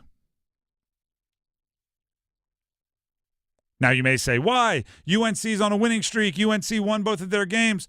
Duke this, Duke. Here's the deal. They played the same 2 teams. They just flipped, right? UNC played Florida State first on the road and then Miami at home. Duke played Miami first on the road and then Florida State at home. And in both games, Duke scored more points than UNC and gave up less points than UNC against the same opponents. So Duke gets to be gold, UNC gets to be silver. On a different week and a different day, maybe they flip, but can't argue with numbers. What's the saying? Men lie, women lie, numbers don't. UNC though is on a nice little run. They are, and Duke is also on a nice little run. But like I said, when you play the exact same teams, you can just literally do the comparative scoring on that one. Yes. And you know what? Let's end the podium there because like Duke winning the podium, I think kind of means less to Duke than UNC winning those 2 games the way they did, even though Duke won by more and scored more and gave up less, because UNC is trying to resurgence, right? They're trying to I don't know if that's bad grammar. Trying to resurgence? Trying to resurge? Is that the way? Yeah, we'll go with it. They're trying to turn their season around. And, the questions remain, which is UNC actually turning a corner or are they just playing bad ACC teams? Well, UNC hopes the answer to both of those questions is yes. What's a get-back game, right? We talk about get-back games in every sport. Happens in football all the time, right? You play a bad team, then the next game you got an FCS opponent. You're like, all right, we need to get our mojo back. It's a get-back game. You could call the recent 5 straight wins streak for UNC a get-back streak. You play at Syracuse versus NC State versus UVA, at Florida State versus Miami. Those are some of the worst teams in the ACC. State and Miami won't even be playing in the ACC tournament. But if you use those games to get right, then, both can be true. UNC is playing a lot better, and they're playing bad teams. And for me, it's the emergence of the big guys. For UNC, the thing that their season hinges on, right? Can they make the run in the ACC tournament necessary to become a legitimate bubble team and maybe get to the right side of the bubble? Can they legitimately challenge Duke in their regular season finale? It comes down to, is the recent emergence of the big guys real? Or are they playing teams that are not very good, that have checked out? Jalen Withers had another double-double versus Miami. Now, Miami's the worst team in the ACC, but putting together essentially twice as many points or 3 times as many points and twice as many rebounds as you've put together through the first 25 games of the season over the last 6. That's wildly important. Van Allen Lubin had 19 points. Drake Powell had 16.6 rebounds after starting at the 3, giving them more size. And how about this? Maybe Hubert is during these get-right games learning to press the right buttons. He was speaking with Tar Heel Sports Network, this is Hubert Davis, head coach of UNC, about challenging his team in a way that worked, and they played better after that. Here's Hubert. And the thing that we talked about throughout the whole week, yes, individually and as a team, you talked about we have 6 guys in double figures again. We're having success. Those are the times that you have to dive even deeper to the discipline and details to allow yourself to continue to be successful. It's not those times where you take a deep breath and let loose of the grip. You got to grab it even harder. And so those are things that we talked about all week, and I just felt like leading up to that timeout, we weren't doing that. All right, so now Hubert's challenging his team, and they're coming out and playing better after. Maybe he's getting right in some of these games. So about 7.5 minutes left in the first half, he calls a timeout. He was not happy with how they were playing defensively, and they weren't because Miami was getting a lot of easy buckets. And I was like, wait a second, this is like a 3-point game going on here? And it was different after. Uh-huh. That's learning. If the get-back portion of the schedule allows those guys to get going, meaning the big guys, and Withers plays better, they are a much better team. I'll even say it this way. If UNC played at the level they are playing over the last 5 games all season, they're comfortably a tournament team. The issue is, or the question is playing at the level they're playing right now enough to make up enough ground to be a tournament team? Because it's not just playing at a tournament team level, it's playing at such a high level that it balances out the big portion of the year where you weren't playing at a tournament team level. But like I said, I'm in sports media, sometimes it's seen as a huge negative to flip-flop, they say, to change your opinion. I say if you're presented with new information, you should change your mind, right? You should be humble enough to go, hey, you know what? I didn't know this was going to happen, so I'm changing it. If you go back, 2, 3, 4 weeks, there are a lot of times where I said UNC is not a tournament team. I still think it's a long shot for them to get there, but I am significantly more open to the idea of them making the NCAA tournament now than I was then. And that's because I watched them play better basketball. That's because I've watched Jalen Withers play really good basketball. Do you follow Withers on Twitter, Dennis? I don't. It's kind of funny, and it's become a bit with Armando Bacot, his old teammate.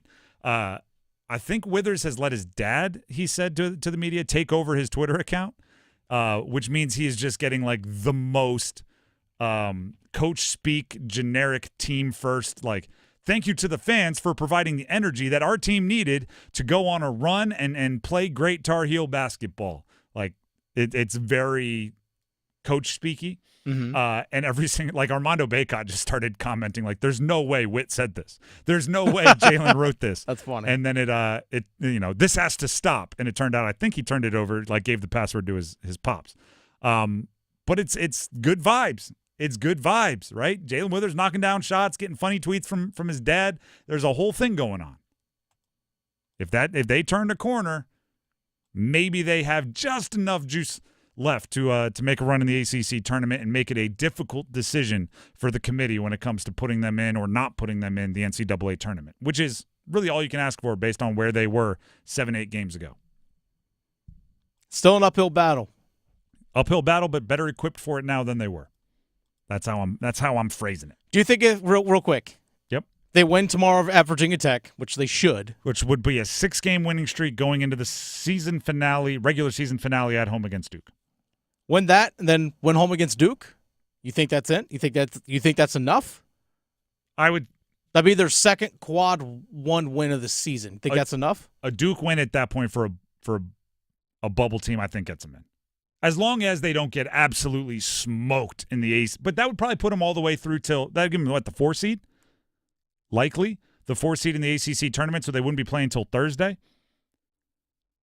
As long as they don't get smoked in their first game of the ACC tournament, if they do that, I think they're in. if they get smoked by a bad team, might cancel each other out. But, hey, beating Duke goes a long way towards the committee going, we'll give you the benefit of the doubt on a lot of this. You just beat that team. The Drive with Tim Donnelly, 99.9 The Fan. Before we move on, and we do have to talk about the actual games over the weekend that the Canes played. They lost to Edmonton, beat Calgary in overtime, and one particular point that I know Dennis is fuming about. Before we do that, Dennis has something else maybe a little more upbeat for you. Hey, folks, Dennis Cox here for my friends over at ESPN Bet Sportsbook. College basketball is full go, folks, and fans are ready to see which teams will prove they are ready to shine in March and who will be seen in San Antonio. You can get in on all the action from tip-off to the final whistle at ESPN Bet Sportsbook. Right now, new ESPN Bet Sportsbook customers can bet $10 to get $100 in bonus bets and unlock 30 days of ESPN Plus. Download the app and sign up with the promo code Radio100 to get started today. Must be 21 plus. Gambling problem? Call 877-718-5543 or visit morethanagame.nc.gov. Terms and conditions apply. See app for details.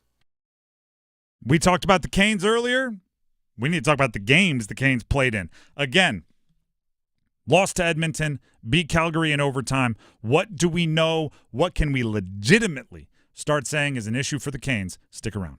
Is your heating and air system ready for the changing season? Call Newcomb & Company to ensure your system is running at peak performance. As a Comfort Contract customer, you'll get priority service and a 15% discount on all HVAC and plumbing service calls and repairs. Newcomb & Company, your independent trained dealer, has proudly served our community for more than 70 years, delivering reliable comfort and peace of mind. Call 919-862-3000 or visit newcombandcompany.com. Newcomb & Company, your comfort is our business. Wesley Financial Group is not a law firm. Hi, I'm Chuck McDowell, the timeshare cancellation guy and founder of Wesley Financial Group, and I want to set the record straight. I am not an attorney. I've never wanted to be an attorney, and the truth is I really don't even like attorneys. If I sound like an attorney or if I look like an attorney, I'll apologize.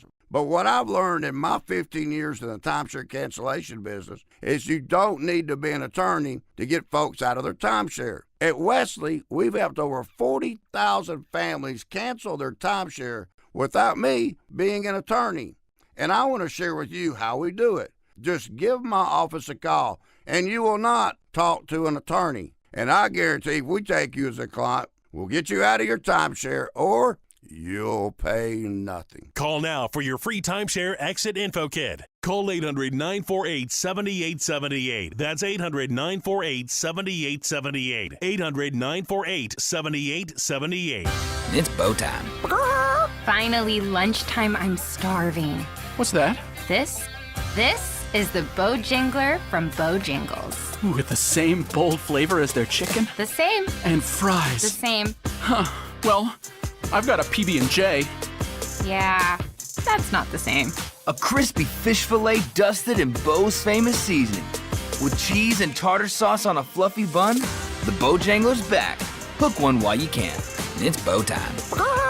There's no time like Bojangler time. Time to stop whatever you're doing and head over to Bojangles to try the Bojangler Fish Fillet Sandwich. You heard right, the Bojangler Fish Fillet Sandwich. A perfectly seasoned, light, flaky, wild-caught Alaskan pollock fish fillet sandwich. For limited time at participating Bojangles. Make it a combo and add Bojangles seasoned fries and legendary iced tea. Hungry for Bojangles but in the mood for something different? Then it's Bojangler time. Tim Donnelly here for Zero Res. Right now, you can beat the spring cleaning rush with big savings and priority booking by calling our cleaning heroes at Zero Res. This month, get 3 rooms, Zero Resified, starting at $119, and take 20% off your air duct cleaning as well. Book online anytime at ZeroResRaleigh.com. Just say you want the 99.9 The Fan special. Spell it backward or forward, it spells the same, Zero Res. Deep River Sporting Clays is the only area dealer for Cesar Guarini and Fab Arm Italian shotguns, including the Siren line for women. Learn more at deepriversportingclays.com. And maybe more. Svechnikov dropping the gloves with Hanley, not liking what happened to Martinuk. Andre Svechnikov throwing a couple of rights. Hanley hanging on. Linesman letting it go. Hanley now coming over the top. Svechnikov with another right.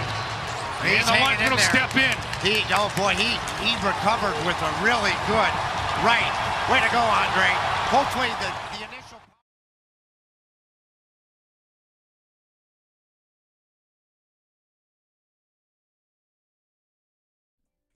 The Drive with Tim Donnelly, 99.9 The Fan. Little Club Lenovo music.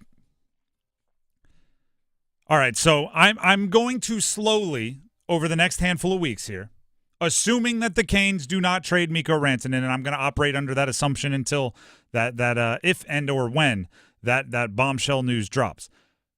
Over the next couple of weeks here, handful of weeks here, you're going to see me do a little bit of a slow transition, okay?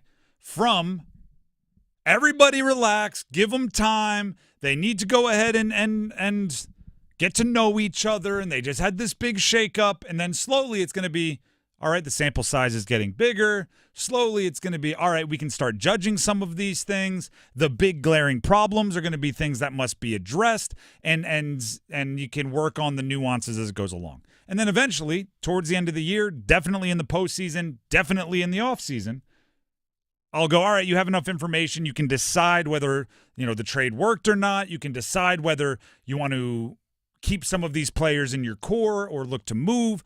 But it is time to start making the slow transition, okay? The first thing that needs to be addressed, and it needs to be addressed with as I call, cold glass of water to the face, right? You don't need, what's the management thing, right? When you're criticizing an employee, it needs to be like 2 compliments and a criticism to keep everyone's morale up. I don't think you do that in this situation. I think you lead with the criticism and you figure out what needs to get fixed. Power play. In the words of people that have just seen a train wreck, yikes. The power play. I grabbed this statistic straight from our very own Dennis Cox's Twitter. The power play in their last 30 games is 8 of 83. That's mid-December. That is 9.6%. Mm-hmm.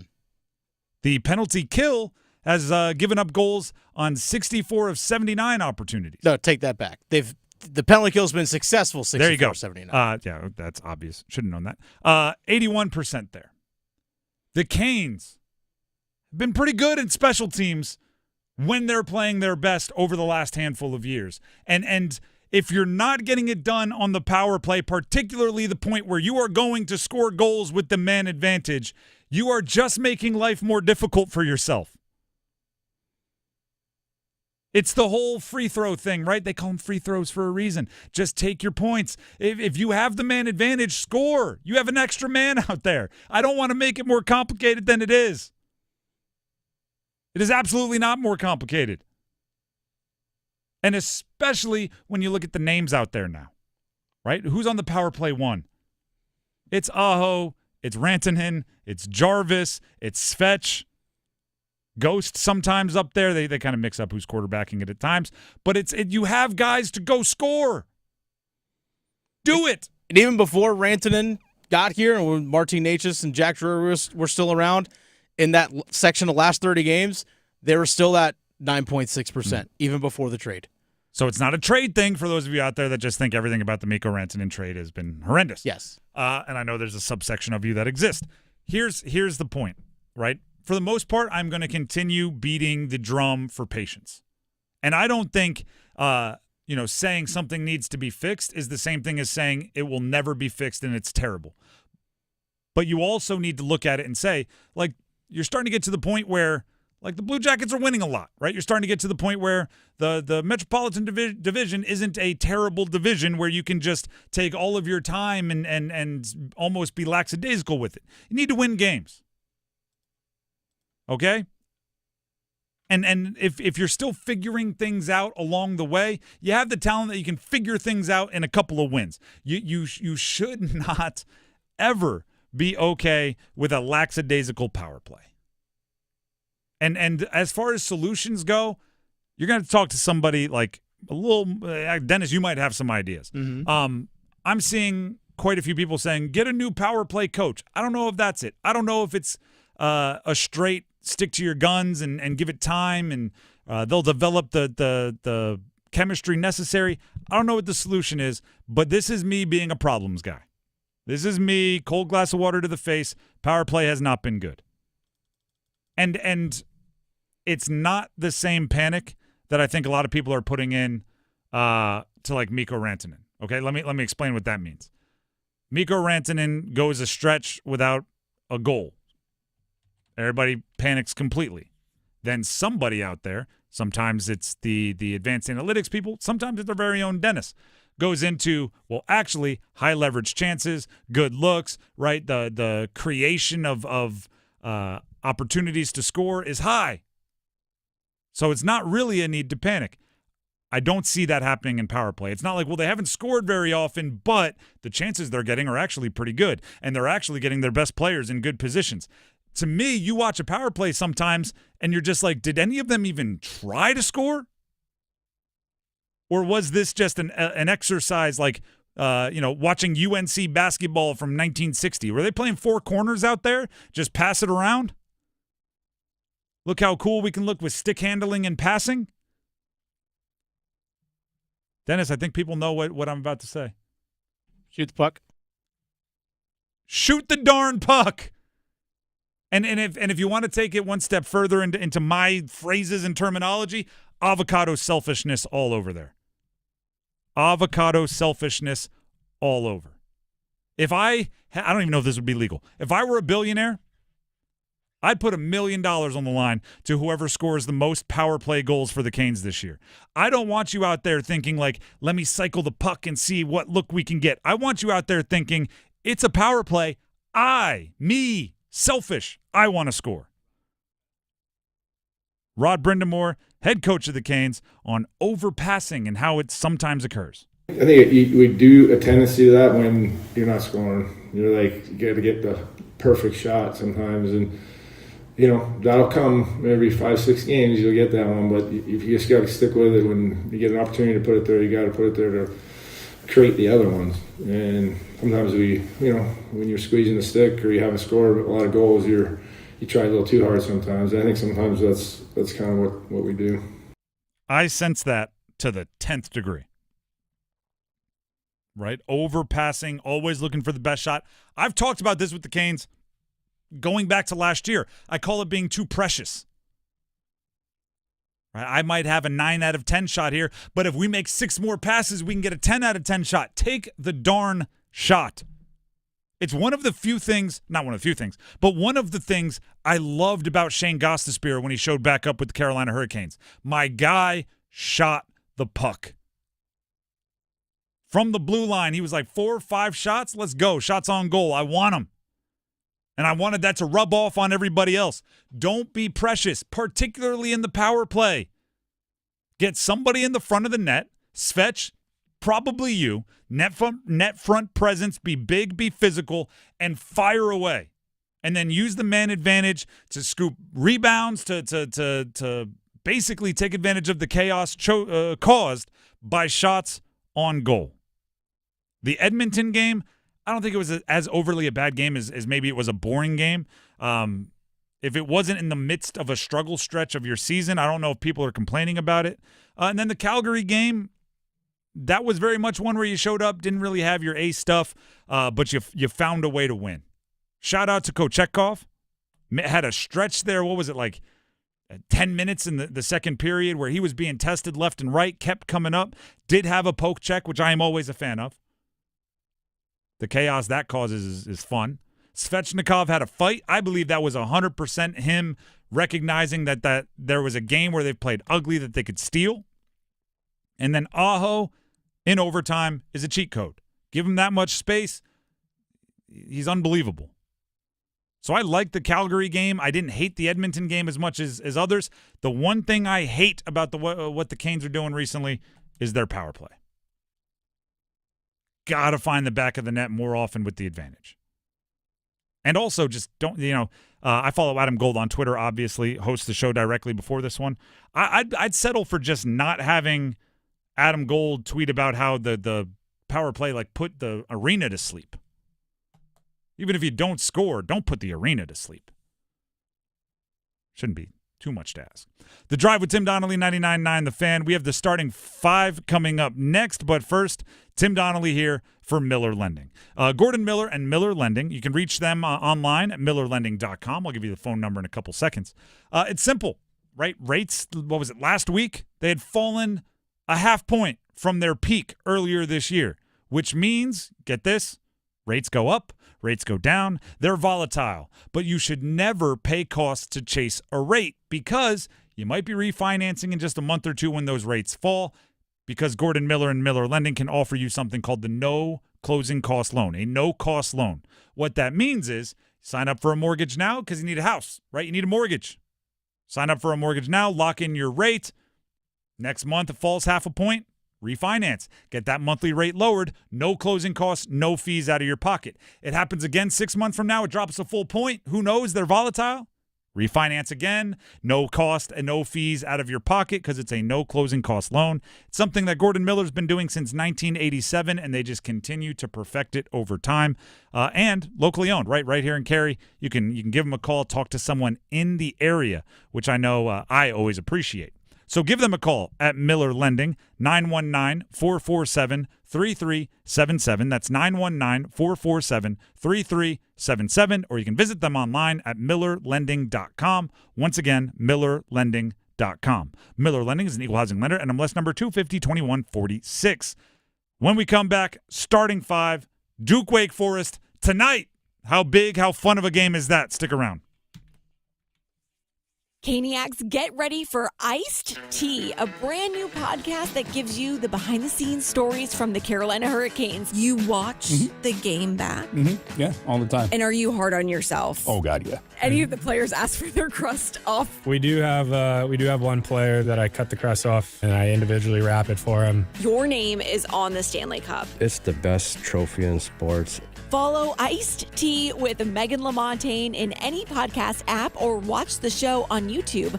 ZipRecruiter is the place. ZipRecruiter is the place for talented teachers, savvy software developers, and master mixologists. ZipRecruiter is the place where you meet all these people and more. That's because ZipRecruiter is the place for job seekers who are looking for new opportunities.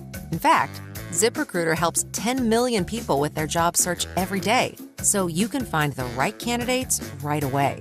It's no wonder that ZipRecruiter is the place for skilled skydiving instructors, accomplished airbrush artists, and proficient pediatricians.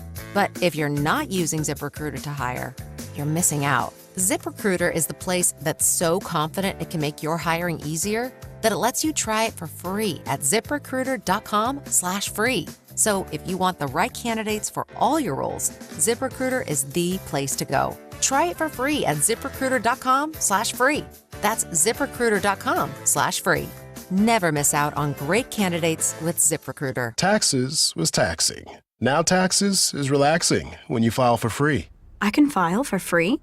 TurboTax Free Edition. Roughly 37% of filers qualify. Simple Form 1040 returns only. See if you qualify at turbotax.com/free.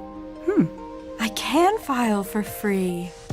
Now this is taxes. File for free with TurboTax Free Edition and get your maximum refund. No schedules except for earned income tax credit, child tax credit, and student loan interest. See if you qualify at turbotax.com/free. Adam Gold in studio with my man Sammy Hanna, owner-operator of the Aluminum Company of North Carolina. I tell people this all the time. If I am doing a commercial for somebody, I am vouching for who they are and what they do. You guys do great work, but your customer service stands above all the great work that you do. Adam, I truly appreciate that testimonial. And yeah, we try to take pride in our customer service and meet and exceed our homeowners' expectations on all their home improvement needs. Obviously, there's many companies out there that do what we do. If you Google home improvements Raleigh, you're going to get many, many companies. But you're not going to find too many companies out there that have a 4.9 rating and over 800 Google reviews and over 7,000 Guild quality reviews. It takes a lot of work on our part to make sure we meet and exceed all your expectations on customer service. And we're going to continue to do so because that's why we've been in business since 1961. I have used the Aluminum Company. I have not heard anyone that at anything but incredible things to say about all of you, and that is amazing. That's a testimony to how you guys do it. Aluminum Company of North Carolina, aluminumcompany.com.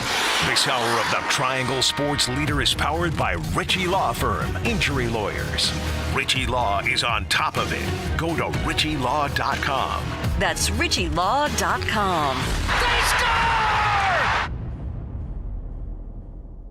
WCMC HD1 Holly Springs. Take us with you on the radio, Instagram, TikTok, Alexa, and YouTube. 99.9 The Fan, the Triangle Sports Leader.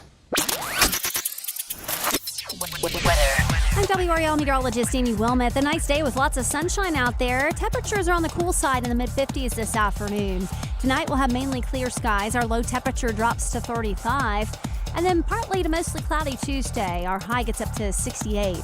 It's a WRL Weather Alert Day Wednesday. Showers and storms likely for the first half of the day. Weather update brought to you by Newcomb & Company, where your comfort is their business. Visit newcombandcompany.com. 5 o'clock check of your money. Dow Jones this afternoon down 649 points to 43,191. Market update brought to you by RDU Airport Authority. Lufthansa is excited to take off from RDU, Raleigh Durham International Airport, connecting you to destinations like Germany, Italy, India, and beyond. Say yes to incredible journeys. Book today at Lufthansa.com. It's 5 o'clock. Time to serve up the biggest sports stories of the day. Here comes your starting five. The Drive with Tim Donnelly, 99.9 The Fan. It is time for the starting five, and as always, we start with number 5. Count them. 1, 2, 3, 4, 5. And at the other end, it's Knipple.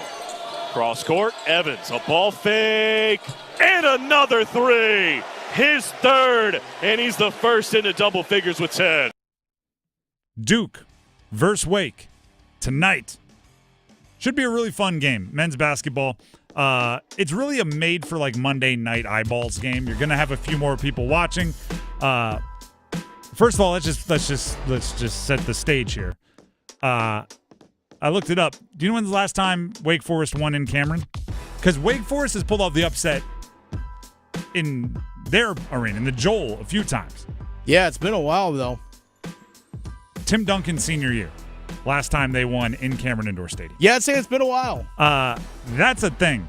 So, if I'm Wake Forest, I'm coming into this game with all kinds of chips on my shoulder. The haters are out for Wake and their coach, Steve Forbes, based on, a recent loss against UVA tends to knock their NCAA tournaments chances down significantly, and all of a sudden you start adding, he's been here how long, hasn't gotten this, all these other things. You have the high recruits, the Hunter Salases, the Efton Reeds that, at different points in their time were seen as 5 stars. They're got to take it a little personal that Wake Forest is catching so much heat right now. Haven't won at Cameron since 1997. I do think Wake Forest this season seems feisty enough to use it as motivation, so they should come in with aggressiveness. Duke, on the other hand, I believe, well, first of all, not even I believe, they are still playing for ACC tournament seeding.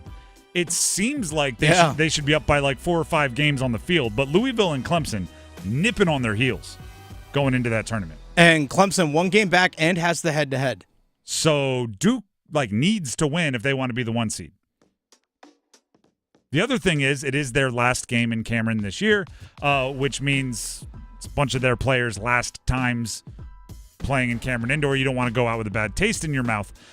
So that is a high-stakes kind of random early March pre-conference tournament game between a team at the top of the standings in the conference and a team in the middle of the pack of the standings in the conference.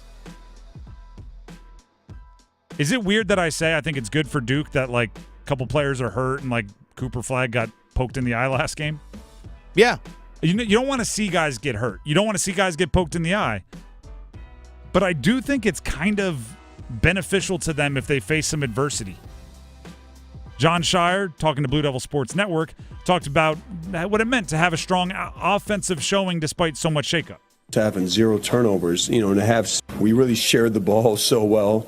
And against Florida State, to have 12 assists in the first half and 0 turnovers, and to have 17 of 4 overall, that doesn't happen, and it's a credit to those other guys staying ready that haven't played as many minutes. I thought they really stepped up, and it was great to get Coop back in that second half.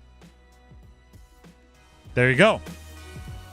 Obviously you don't want, I'm being very serious now. You don't want guys to get hurt. You don't want guys to have, get smacked in the face. But it is nice to know you can handle it. It is nice to know your team won't fall into the abyss if a few key players get hurt. It's good to know. That's number 5. Let's hit number 4. 1, 2, 3, 4, all together. Parker will lift it and hit it. Trey Parker has been spectacular coming off the bench for the Wolfpack. NC State got smoked by Georgia Tech. I've earlier in the show, I made my opinion known. It's one thing to have a down season. Everybody has it at times. Now, State should never have a season as down as this. If the top 15 teams in an 18-team conference make the ACC tournament, NC State should never, point blank ever, miss the ACC tournament. But every team's going to have clunkers of a year. You're going to have a year where a key player gets hurt, and maybe Mike James was going to be that, right? They brought in a transfer from Louisville, didn't play. Maybe there's somebody who you had, the evaluation was high, and for whatever reason, they don't live up to it. You can have bad years. You can't ever have a season that ends where it feels like your players have checked out. The good programs in bad years fight and scratch and claw all the way to the end. All the way to the end. Kevin Keats, head coach NC State, talked after their loss to Georgia Tech about trying to find some chemistry. When Ben went out, we thought, we put Ish in, and then Ish had some moments, and then Brandon had some moments, and, Bryce and those guys had some moments. But, we didn't have anybody who played great offensively but Ben. I thought Trez had, some good moments, and I thought it was one of those games we've been asking, hey, can we get something from our interior play? And Ben did a really good job of providing that, and then certainly when he got in foul trouble, it completely changed the game. I mean, he's our toughness. He's the guy that we need in the game, and he was on his way to having a really good game. It is funny hearing a team with, a game or two left, not going to make the conference tournament, to still be, we're looking for this, we're trying to work on that. It's less about scheme, it's less about rotations, and more about just leaving it all out there on the court every night at this point. Right? It's the old, washed up ball player letting you know that you can put your head on the pillow at night, job well done, as long as you absolutely give everything you have. It's cliche, it's corny, but it's true. And I haven't seen that in 3 out of the 4 last games for NC State. That's tough. I'm going to try not to get super worked up about it, but that's tough. That's also number 4. Let's go to number 3. Across for Aho. Back for Slavin. Back to Aho. Tees it up. Game over! He does it again. The 5th time this year. Sebastian Aho wins it in overtime. Sebastian Aho did win it in overtime. And it was necessary. It was a needed win, as you will hear from our very own Adam Gold here in 2 Minutes of Gold.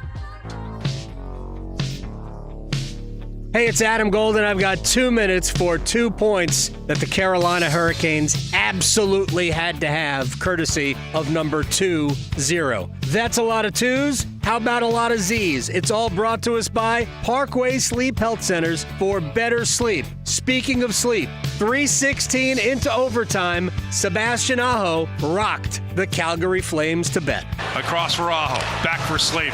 Back to Aho. Tees it up. Game over! He does it again. The 5th time this year. Sebastian Aho wins it in overtime. the 5th time this year, the Hurricanes won a game in overtime. All 5 goals scored by Sebastian Aho. It is a freak of nature. He actually leads the NHL in overtime game-winning goals since 2018. He is the #1 overtime game-winning goal creator in the sport right now. So, great game from Aho. Look, Carolina had to win the game. You had 6 power plays, including 4 minutes of power play time in the last 4:43. And speaking of going to sleep, we were all sleeping during the Hurricanes power play, which, by the way, in the calendar year 2025 is 5 for 65, 7.7%. I can't skate, and I think I could provide at least that. Maybe not that. Anyway, the Hurricanes needed a win. They got it thanks to Aho. Also, Pyotr Kochetkov, early in the second period, 5 great saves to keep that game scoreless because the Hurricanes didn't get their first goal till there was about 30 seconds left in the second period. Dynamite play, Jackson Blake across to Jacob Slavin. Yes, that Slavin providing offense. Blake had 2 assists on the night. Slavin had a goal and an assist because Slavin and Blake were on the ice for Aho's overtime heroics. So you get a Slavin goal, you get Jackson Blake, who needed to get a couple of points on the board, and Sebastian Aho gave you the win. He almost gave you a chance against Edmonton on Saturday night, but his breakaway was denied by Calvin Pickard. So, 2 points they had to have, and now Carolina maybe can just exhale a little bit as they go into Detroit on Tuesday. Visit ParkwaySleep.com. Start your journey to a healthier night's sleep. Parkway Sleep Health Centers. Sound sleep, sound health, sound the alarm!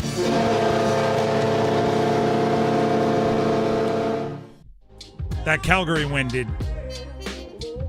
it felt therapeutic when the goal went in from Aho. The nature of it, right? It was an emphatic goal. It was sweet looking. It was wrestling a win out of what looked like might have been a 2-loss weekend. It was awesome. Building off of that is important, right? I love a win where you don't bring your A game, where you grind out a win against a team that's not as good as you. I wish it wasn't in overtime. I wish they could have got it done in regulation, but I'm not going to be a chooser there, right? Beggars can't be choosers. Hey, 2 points are 2 points. 2 points. You're darn right it is. And who cares if Calgary gets a point? Doesn't matter to you. Also true. Very, like in a division, you might get a little bit more angry about that. In a division race, you might get a little bit more angry in that if one of the others stole a point from you, but it's Calgary. The Edmonton game, you wish would have went a little bit better, but I do think that's one of those, like, and I hate when people say this, so I'm going to pet peeve myself here. If like 1 or 2 things change early in that game, I think it's a completely different game. Right? Slow start. It was, and they've been doing that a lot recently, so it's hard to just say, like, change that and you win. But, you know, you pretty much, I say that loosely, you pretty much bottled up McDavid. Like, what else can you ask for? For real. Like, you get, if you do that, it's like you got to be with just a break or 2 here or there away from winning the game. We'll see where they go from here, but I am optimistic-ish. Does that elicit confidence? I am extremely optimistic. Sort of. Ish. Sort of. I want to see where the roster can go, and I want to see what moves they make by Friday in the trade deadline. I hope it's not a giant send Mikko Rantanen elsewhere deal, but I think there's some shuffling you could do, or pull up a rookie, something like Scott Morrow, maybe give Bradley Nadeau some time. I think there's some other little things you can do that might unlock some parts of this roster. There'll be more of that talk. Again, the trade deadline's on Friday, so we have plenty of time to hash all that out. That's number 3. Let's get to number 2. Just the 2 of us. RJ Davis drives to the ACC logo, bounces out to Withers, tried to drive, cut off there, so he'll try a step back 3. Gracious strips it home. UNC smoked Miami. Men's basketball smoked Miami. Let's put context on it. Miami is the worst team in the ACC, and it's not particularly close. And based on how bad some other teams in the ACC are, that's really insulting to Miami. There have been years where the worst team in the ACC, this is still a pretty good basketball team. This is not one of those years. To be worst in the ACC, you have to have something happen like your coach quit on you in the middle of the season, which is exactly what happened to Miami. Shout out Jim Larinaga. But UNC the Tar Heels, Carolina, have, in their last 5 games against not great opponents, looked like a solid team playing against not great opponents. And that's all you can ask for. There were points in time this season where when Carolina played a not great opponent, they looked like peers. Even if Carolina was pulling out a close win at the end, it looked like they deserved to be in the game with Carolina. Miami didn't look like they deserved to be in the game with Carolina. Florida State, they won by double figures. You go back to a few of these games. Syracuse, they won those games looking like the much better team. So I do think it's fair to ask if Carolina has leveled up. I know that fans of other teams are going to say, they haven't played anybody, it's the schedule. That's fair and fine, and I see the logic, but I think it's fair to ask if they've leveled up. And we won't really know whether the improvements have stuck or not until they play Duke at the end of the regular season. And then the ACC tournament, which does 110% open up North Carolina to one of the oldest tricks in the book. That Virginia Tech game has trap game written all over it. You have to play a middle-of-the-pack ACC team before you play Duke. You're on a 5-game winning streak. People are wondering if you've got it figured out. You know the Duke game is massive for your NCAA tournament chances. You know the ACC tournament is crazy important for your NCAA tournament chances. Oh, by the way, you have to play Virginia Tech before any of that. Trap game. And in a trap game, almost more important than the players is the coach's ability to motivate. The coach's ability to keep you locked in. The coach's ability to make you locked in on all the cliches. Go 1-0. Win. What's important now. Right? All the things that are about present mindsets become so much more important. As you're about to hear here in a clip from Hubert Davis, the head coach of UNC, to the Tar Heel Sports Network, I do think he's finally getting the pulse of this team, this year's team, and what it takes to crank him up. Here's Hubert. And the thing that we talked about throughout the whole week, yes, individually and as a team, you talked about we have 6 guys in double figures again. We're having success. Those are the times that you have to dive even deeper to the discipline and details to allow yourself to continue to be successful. It's not those times where you take a deep breath and let loose of the grip. You got to grab it even harder. And so those are things that we talked about all week, and I just felt like leading up to that timeout, we weren't doing that. But he laid into him. He lit him up, and they played better.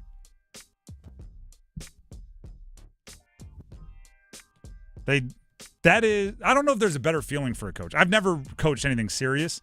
I have coached my 3-year-old in a few sports, but you do your best not to light them up during timeouts. Well, yeah, that makes sense. Because they probably think you're going to put them in timeout.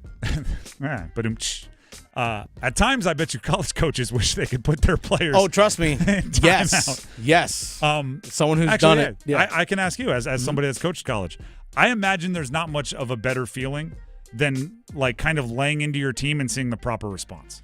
I don't know necessarily like laying into them, but like knowing when to push the button at the right time. Like if you got to be stern with them, sometimes I mean, again, it's all about knowing the pulse of your team. If you know if you lay into them, they're not going to respond well, then that's the worst thing you can do. But if you know you can be stern with them and press that button at the right time and they respond, yeah, it's a good feeling. But you don't. I mean, that's a last resort type thing. It's because I imagine there's 2 reactions, right? You can be like, all right, this is the time where I really have to lean into them. This is the time where, a little raised voice is what's going to get them going.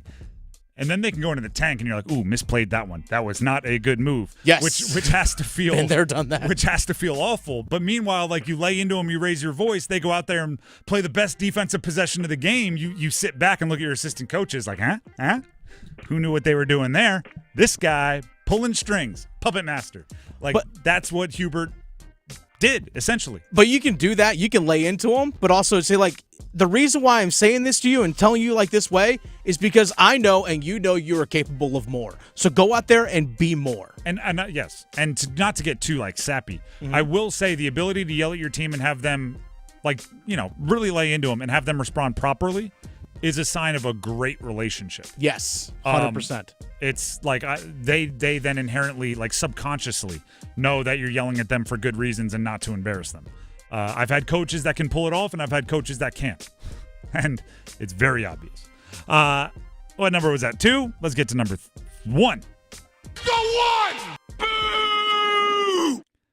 There was some very, very interesting news out of the court system, I guess, earlier today. ACC, the Atlantic Coast Conference, along with Clemson and Florida State, have moved to settle their lawsuits against each other, right? These are lawsuits that have been going on in Florida and North Carolina and in at least one other state. I think Texas for some reason, but don't quote me on that.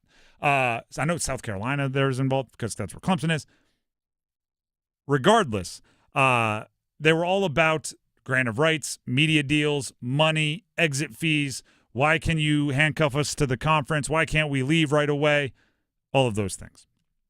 The settlement has not been completely revealed, but a bunch of really good reporting done by the reporters like Brian Murphy of WRAL, multiple at ESPN, multiple at On3. There's a ton of reporting out there. From the gist of it, what I've gathered is there will be a disproportionate paying out of ACC media money, meaning about 40% of it will be divided up evenly, chopped up, right? If you have a full share of the ACC media rights money now, 40% of it will be divided up. Everyone will get the same slice of the pie. The 60% will be divided up based on brand, with the most often cited measurement of brand being television ratings in your games over a 5-year rolling period. So over the last 5 years, how many people watch your games on average? The more people there are, the more money you get, with the top teams, which will be expected to be the Clemsons, the Florida States, and likely the UNCs and a few others, could make $15 million more. And the teams at the bottom could see their payouts cut by nearly as much. That is, I believe, bad for the conference, because the teams that have the most money are going to play better. Thus, they will have more people that watch them because they had the more money to buy the better players, the better coaches, the better facilities. They're going to win. Thus, they'll get into bigger games that have higher television rankings, so they'll get more money, so they'll get better, and it'll just continue to grow the gap between the haves and the have-nots until it gets outlandish. But that's not why I'm most concerned about this settlement. The reason I'm most concerned about the settlement is because it significantly lowers how much money it will cost to leave the ACC after the 2029-2030 season. Up till this point, it seemed like the way everything was set up, the way everything was agreed upon in contracts, it was very difficult, if not nearly impossible, to leave the ACC before 2036. This settlement does appear to make it significantly easier to leave the ACC, particularly after the 2029-2030 season, if you're willing to pay $100 or $200 million, which seems like a lot until you recognize that that number was probably closer to over $500 million before with the news we learned of today. Now, I wouldn't be as mad about this if the ACC got something in return, but I can't find what the ACC received. Other than the lawsuits will stop so you get to stop paying court fees. I don't know what the ACC got. Every compromise that I've ever been a part of is I want X, Y, and Z, you want A, B, and C. How about I get X, you get C, and neither of us get the rest, right? It's a compromise. Like I give something, you give something. If I move in an inch, you move in an inch. The ACC seems to have moved in a bunch with Clemson and Florida State moving in very little. I don't like that.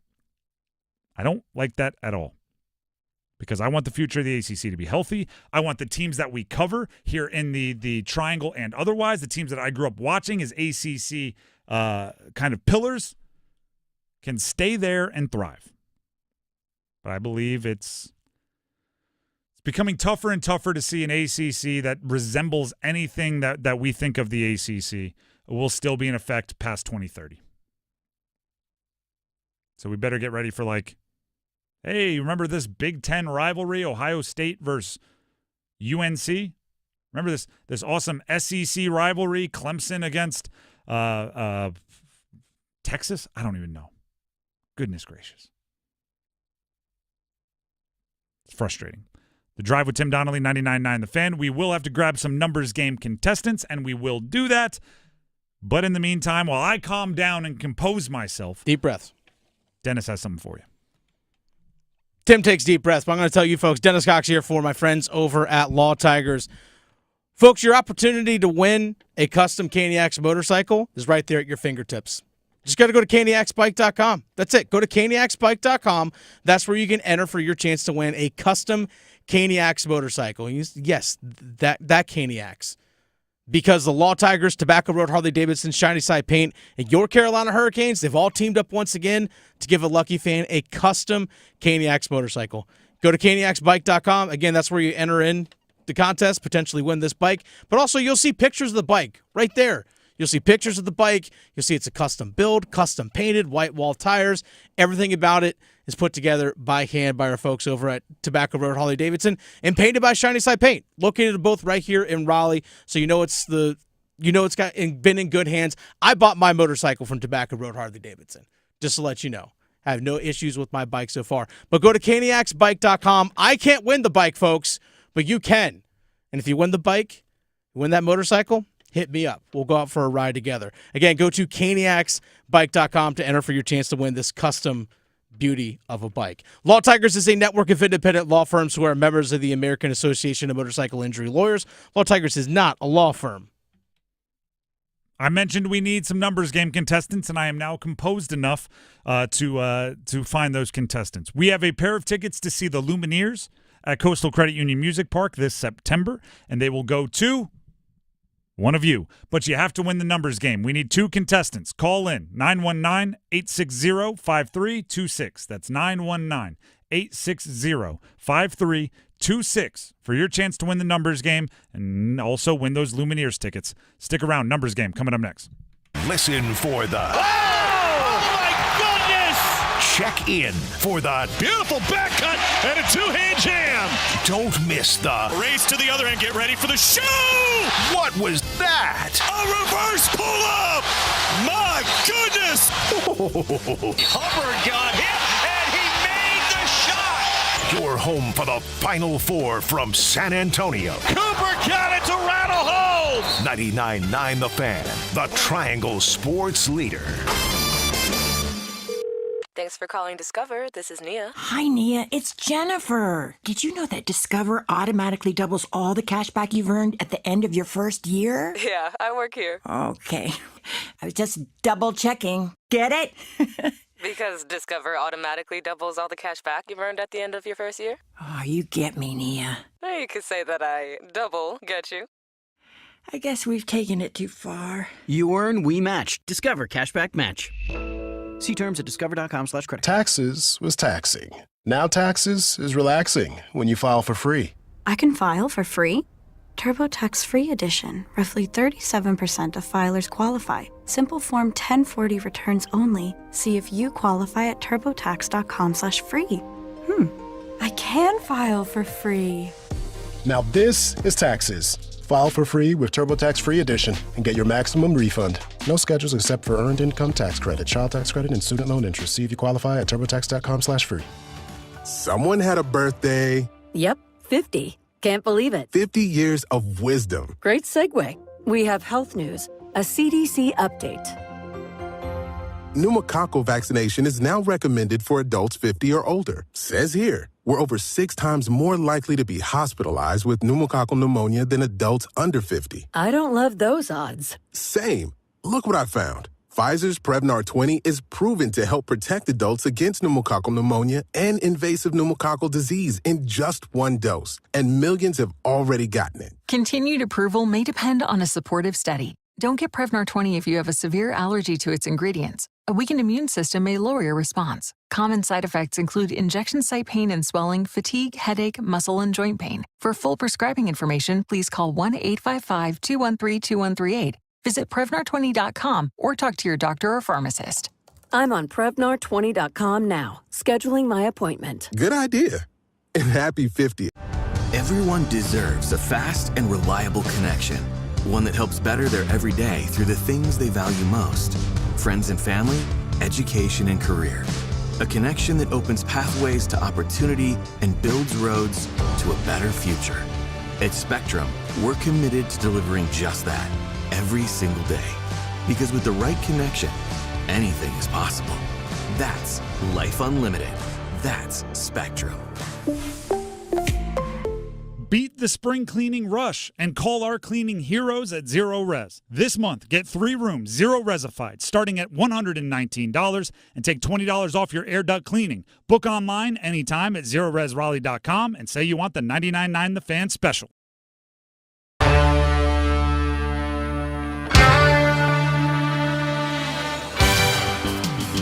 The Drive with Tim Donnelly, 99.9 The Fan.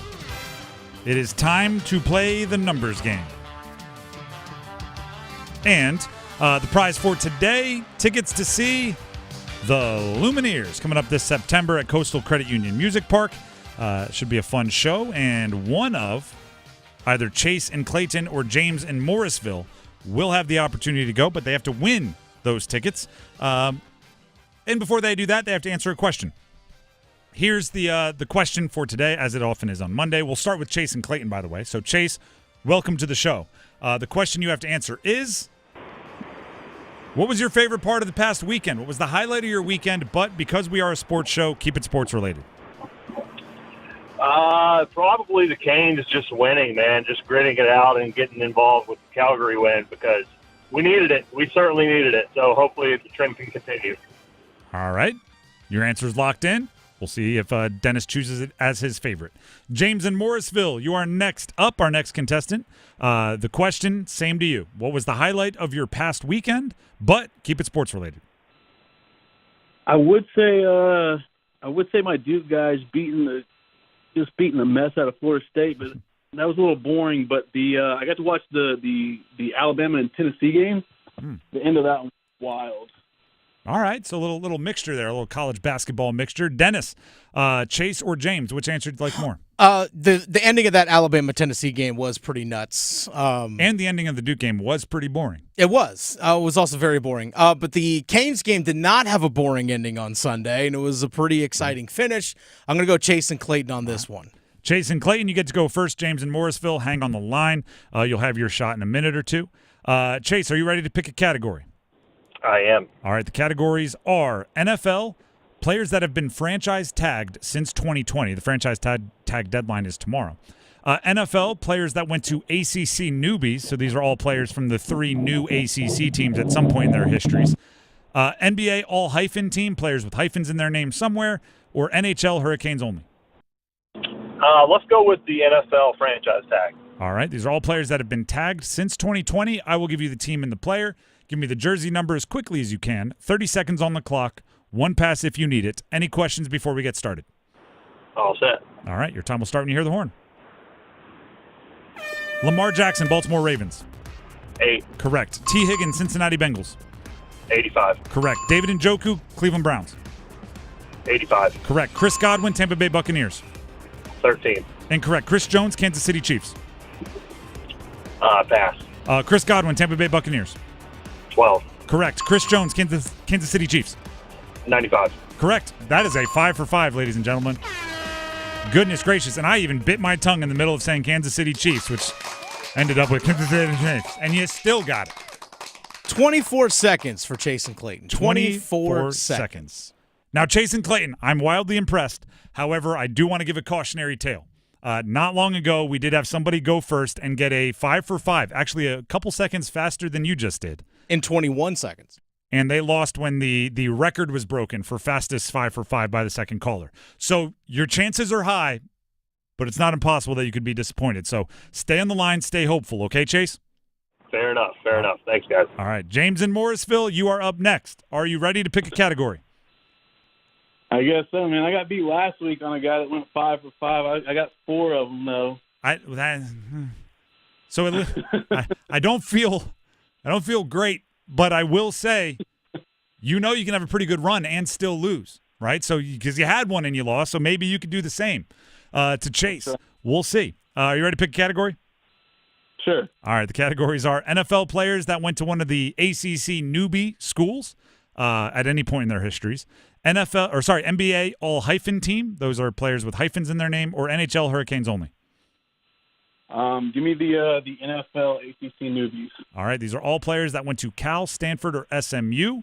I will give you the team, the NFL team, and the player. We're looking for the number on that team that I mentioned, not their college number. I'll give you the NFL team and the player. Give me the jersey number as quickly as you can. 30 seconds on the clock. One pass if you need it, but you do need to get all 5 to win. Any questions? Nope, I think I'm ready. All right, your time will start when you hear the horn. Andrew Luck, Indianapolis Colts. 12. Correct. Jared Goff, Detroit Lions. Oh, that is 12. Incorrect. Cole Beasley, Buffalo Bills. 10. Correct. Cortland Sutton, Denver Broncos. 84. Incorrect. Jared Goff, Detroit Lions. That's 15. You were getting closer with Jared Goff. Unfortunately, 2, not enough for the win. But you've been put in some tough situations, so just keep trying. Eventually, you're going to face somebody that does not put up a perfect score. Or maybe you'll put up a perfect score of your own. Who knows? But hopefully you had some fun. Thanks, guys. All right. For those of you playing at home, Jared Goff, number 16 with the Lions. Cole Beasley, we would have accepted 10 or 11. He wore both with the Bills. And Cortland Sutton with the Broncos wears number 14. That was the number we were looking for. The winner, Chase and Clayton, perfect score. Perfect score. We've been on fire recently. Maybe we should, I don't know, maybe we'll talk to the matchmakers or the game makers. Got to get like 20 consecutively to get a perfect score, because if anything, our listeners are proving 5 is not difficult enough. Shout out to Chase and shout out to James, right? You just keep facing guys that get perfect scores. It's going to be tough to overcome. But, everybody can't win a trophy. If everyone keeps getting perfect scores to beat you, show up with a perfect score of your own. We'll play it again tomorrow. We'll have those Lumineers tickets, by the way, as the prize all week. At least that's what we expect. So if you missed out today, there's always tomorrow for more opportunities to go ahead and win those tickets. The 5 for 5. We've been cooking with the 5 for 5s. We have. Like the last month, it's like the opposite of the Canes power play right now. Cooking. We did for a while there go on a Canes power play run of not 5 for 5. So yeah, well, there's that. So what you're saying is it's our fault. Yeah, the Canes power play and our listeners' 5 for 5s can't be on hot streaks at the same time. Exactly. So we need to make these impossible. Because early in the season, the first 31 games of the year, the Canes were 27.3%, like best in the league, or one of the best in the entire NHL the first half of this season. So what you're saying is we need to put like Danny Amendola on the Rams in right. These. Like we need to start putting some real difficult ones so people don't get perfect scores. Thus, the Canes power play will start scoring. That, or we need to put Chase on the power play. Okay. Or Micah, who had a 5 for 5. Put him on the power play. I don't know if Micah wants to be on the 5 for 5 or on the power play, but I know he has some ideas on who he wants to play on the power play. Yes. That's funny. The Drive with Tim Donnelly, 99. What we need. Shake it up. People keep saying we need a new power play coach. I'm just saying. Maybe throw Micah's name in there. The Drive with Tim Donnelly, 99.9 The Fan. Before we move on, here's Dennis Cox. Hey, Dennis Cox here for my friends over at Loan Pronto. Folks, don't go through another year with all that high-interest debt. Let Loan Pronto wipe it out now. Loan Pronto's rapid equity loan makes it easy to pay off all your credit cards or tackle that 2025 home improvement project. Get your cash in your pocket fast. No appraisals, no paperwork, no waiting. Loan Pronto's AI-driven tech gets you approved and funded in as little as a day. One client got $150,000 approved in under 24 hours, paid off all their credit cards, 2 cars, and a personal loan, saving over $1,500 a month. With low fixed rates and lightning fast transfers, you can do it too. Consolidate debt, improve your home, take control of your finances. Imagine being credit card debt-free by this time next week. Don't wait. Call Loan Pronto now, 919-381-1760, or visit loanpronto.com. Get your free rate quote now with no hard credit pull. 919-381-1760, loanpronto.com. Equal housing lender, NMLS 1661781, subject to lender approval, NMLSconsumeraccess.org. The Drive with Tim Donnelly, 99.9 The Fan, looks towards the big ACC game, Duke versus Wake Forest, tonight. Coming up next. Is your plumbing outdated or just not getting the job done? Call Newcomb & Company to see how we can help get your home operating at peak performance. Our experienced plumbers can repair or replace faucets, toilets, piping, garbage disposals, water heaters, drain cleaning, and more. Become a Comfort Contract customer to receive priority service and a 15% discount on service calls and repairs. Turn to the experts today. Call 919-862-3000 or find us at newcombandcompany.com. Newcomb & Company. Your comfort is our business. If you're 55 and up, T-Mobile has plans built just for you. 2 lines of unlimited for just $30 a line. That's a 45% savings compared to Verizon and AT&T. But don't just take our word for it. It's not just the savings that are great with our T-Mobile plan. There's all this value from all these other things that T-Mobile offers.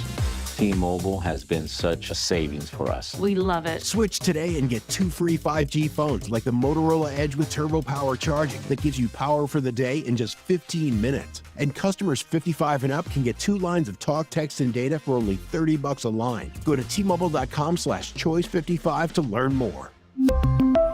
With AutoPay plus taxes and fees, plus $5 per line without AutoPay. Debit or bank account required. 45% off 2 lines versus AT&T Starter and Verizon Welcome. Plan benefits vary. Motorola Edge on us with 24 monthly bill credits and new line for well-qualified customers, plus tax and $35 per line connection charge. See details at T-Mobile.com. Motorola Edge requires 68-watt charger. Charger sold separately. Actual performance will vary based on usage and configuration. Progressive knows when you're on your boat, you're already on vacation. And Vacation You forgets all your worries. Vacation You doesn't even keep track of time and knows that time is a meaningless construct designed to control us, man. But Regular You knows you don't want to be too far out in the water after the sun goes down because Vacation You doesn't know how to navigate in the dark yet. Vacation You and Regular You really need to get on the same page. So bundle your boat with your home or auto policy and earn an automatic discount from Progressive. And spend the savings on the both of you. Progressive Casualty Insurance Company affiliates and other insurers. Not available in all states or situations. This is the story of the one. As a quality technician in a food processing center, she knows that making the right call is the best way to avoid a recall. That's why she trusts Grainger's world-class supply chain to deliver the high-quality supplies she needs to help keep her production line, her equipment, and her customers happy and healthy. Call 1-800-GRAINGER, click Grainger.com, or just stop by. Grainger, for the ones who get it done. Hey friends, Paul Ihander from 99.9 The Fan for FanDuel. And FanDuel, America's #1 sportsbook, is your home for NBA live betting. Even if you miss the first few minutes of the game or want to bet on a fourth quarter comeback, you can make your picks from the first whistle until the final buzzer. And you can combine your live bets into a same-game parlay for a shot at a bigger payout. However you want to play, now is the perfect time to join. New FanDuel customers get started with $150 in bonus bets if your first $5 bet wins. Just visit FanDuel.com/Paul and join today. FanDuel.com/Paul for your shot at $150 in bonus bets. Make every moment more with FanDuel, official sports betting partner of the NBA. 21 plus and present in North Carolina. First online real money wager only. $5 first deposit required. Bonus issued as non-withdrawable bonus bets which expire 7 days after receipt. Restrictions apply. See terms at sportsbook.fanduel.com. Gambling problem? Call 877-718-5543 or visit morethanagame.nc.gov. See if you're a winner every night. Watch live lottery drawings on WRAL TV's 11 o'clock news. That's right. Carolina Pick 3, Carolina Pick 4, and Carolina Cash 5 numbers every night on WRAL TV's 11 o'clock news. See if you're a winner before you go off to bed. Get your lottery numbers live every night.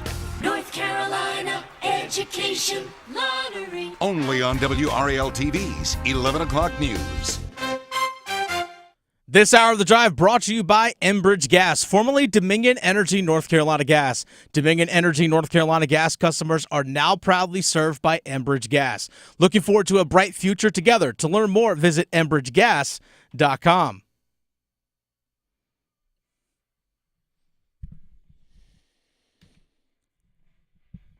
The Drive with Tim Donnelly, 99.9 The Fan. If you are looking for answers for the NC State men's basketball questions that I'm sure many fans have, some of the angry variety. We have Wolfpack Weekly with Kevin Keats coming up at 6, so we are about 15 minutes away from that kicking off. Wolfpack Weekly, Kevin Keats talking NC State men's basketball in about 15 minutes right here on 99.9 The Fan. Also, I have neglected my duties throughout the show to encourage you to potentially reach out to our YouTube, 99.9 The Fan. Also, I didn't think I had to say this, but let me just wait till after our show to go to our YouTube and watch all the content we put out there. If our show is live, just pay attention to our show. Okay, just that's.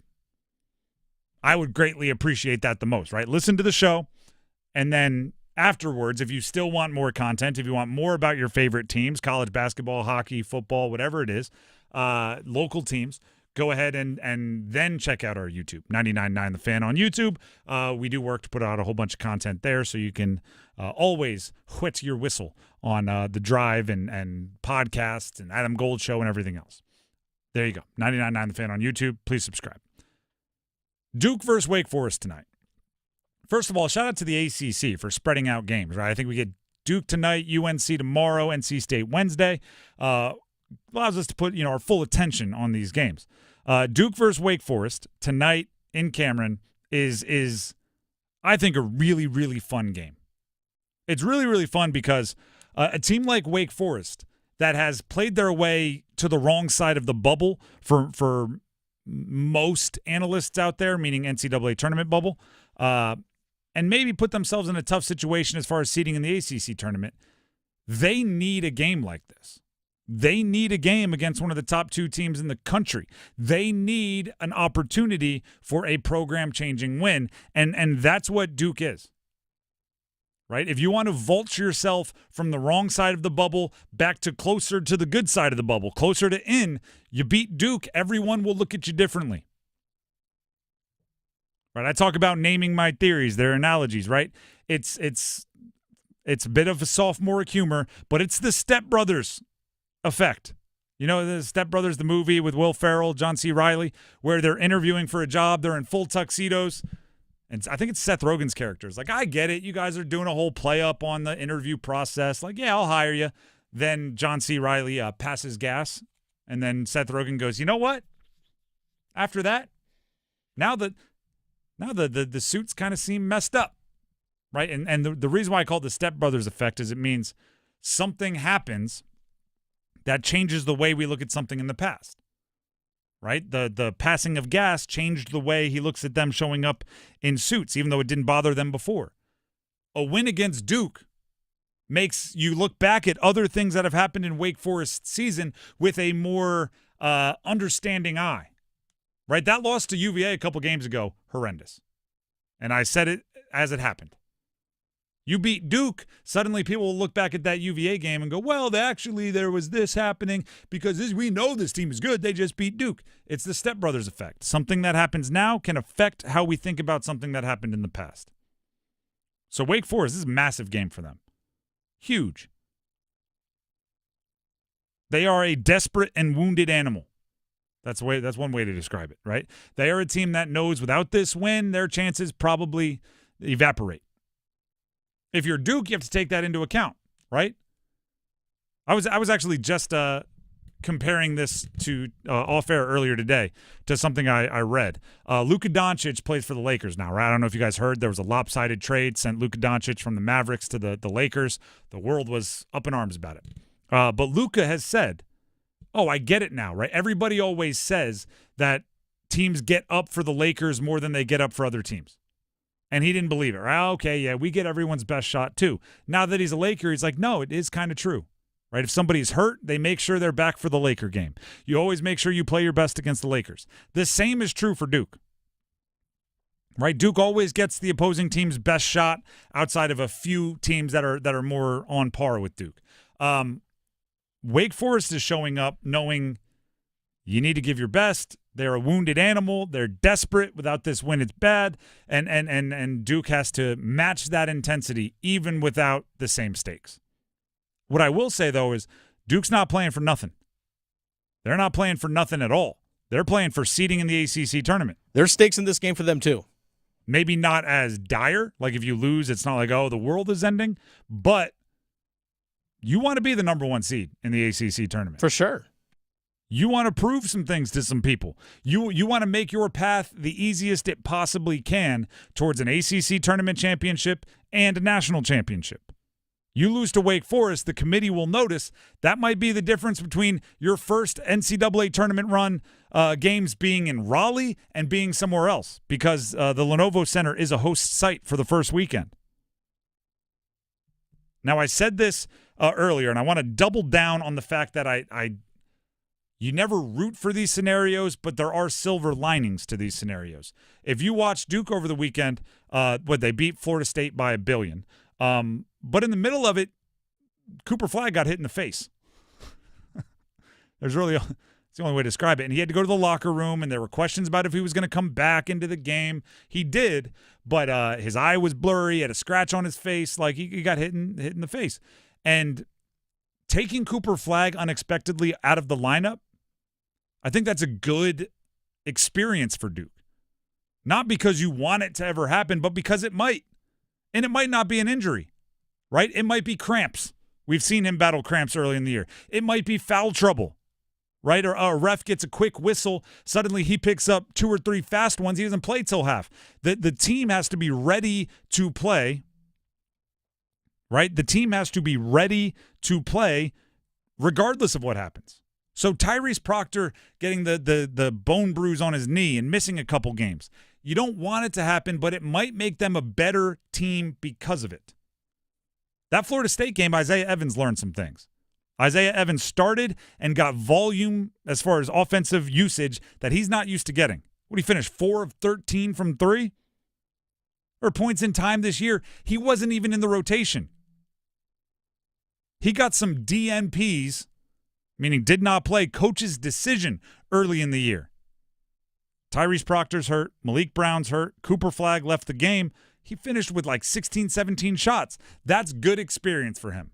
You hope you never get in a situation with that many guys out, but if they do, he's now better for it because of what he's learned.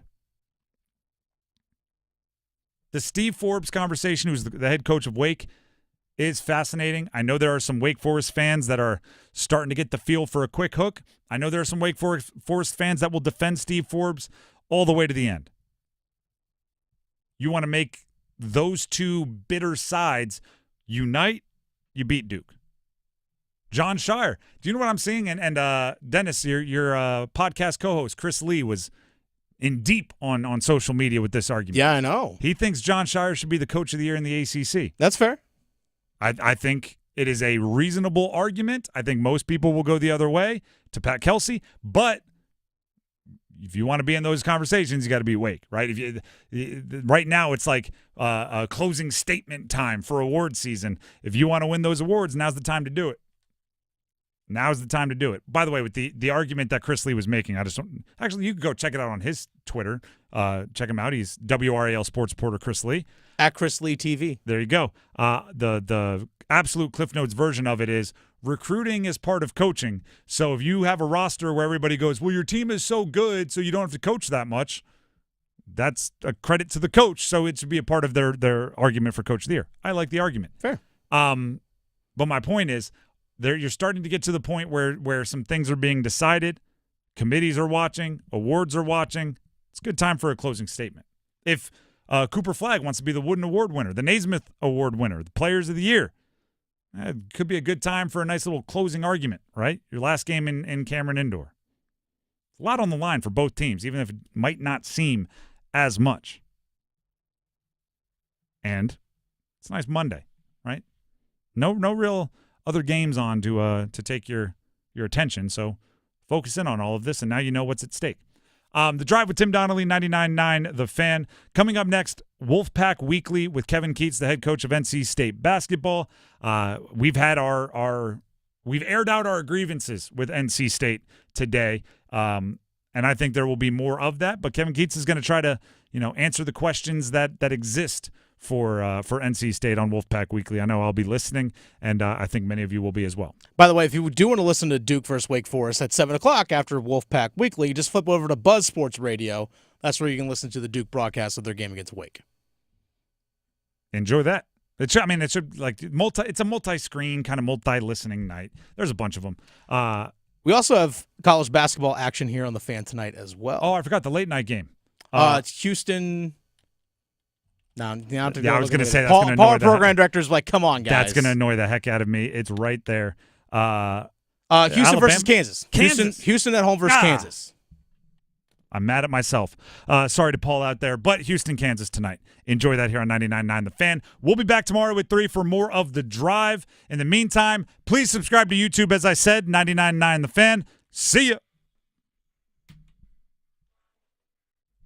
Evan, Canty, and Michelle are unsportsmanlike. I know we don't want to degrade the trade yet, but if Luka and LeBron and the Lakers win a title this season, does it matter whatever happens with the Mavs in the future? Nope. It doesn't. I wonder how nervous they are in Dallas, because if he goes on and wins a title this year, it doesn't matter if 5 years from now they win a title. Forever, we will say, what a dumb move. Mornings from 6 to 9 on 99.9 The Fan, the Triangle Sports Leader.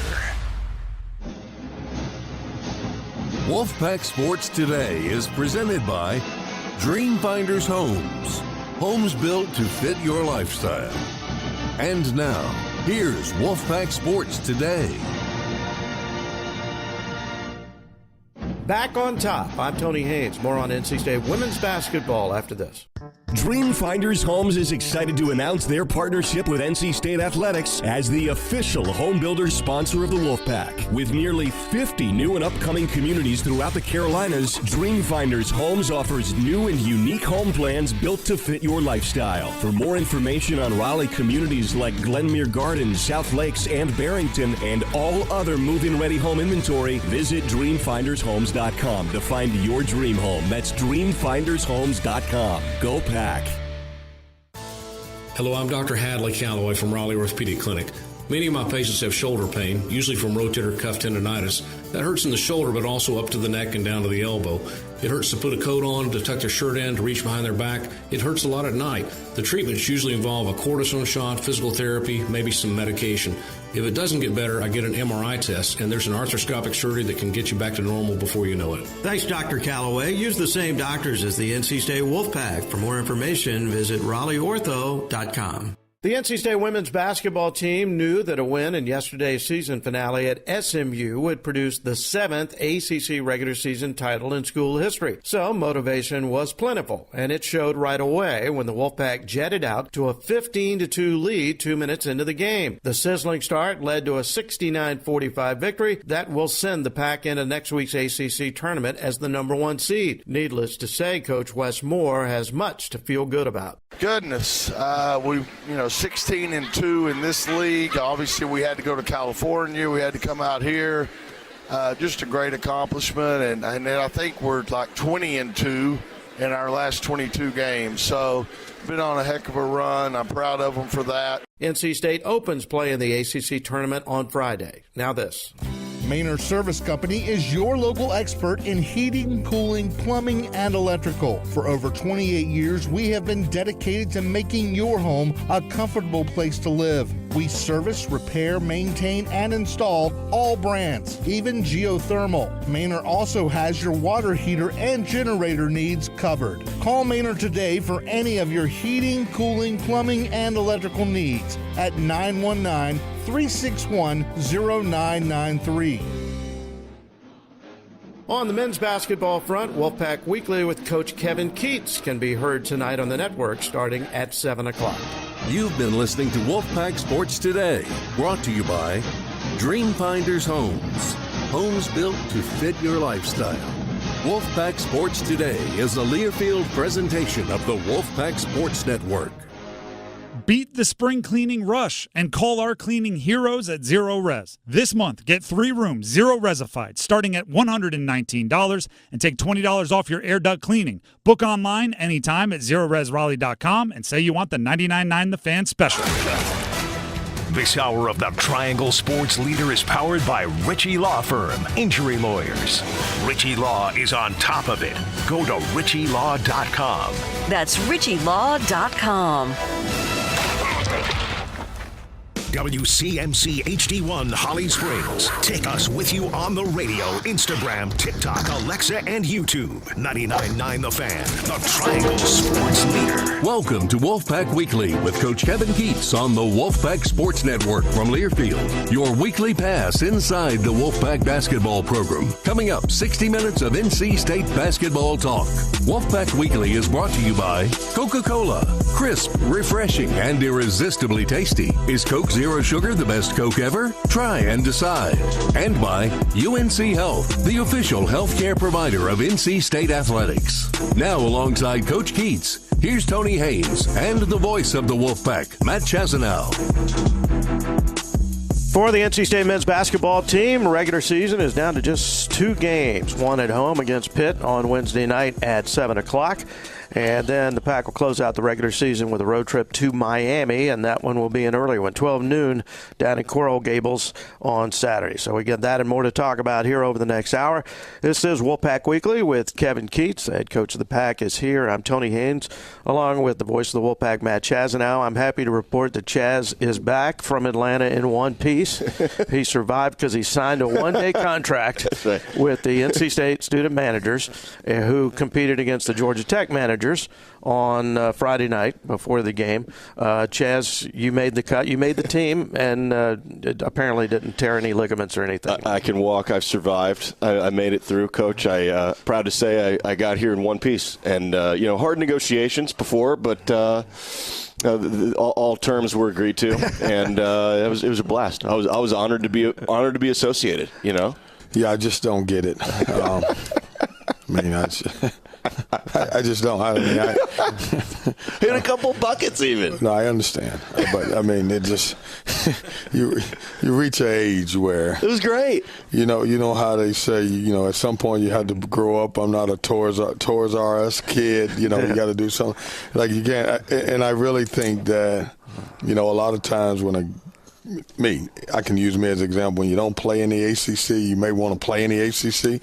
I think you just wanted to play an ACC game at some point. In an arena. You played in the arena. I had a Peter Pan moment. Right, I didn't have to grow up. That's right.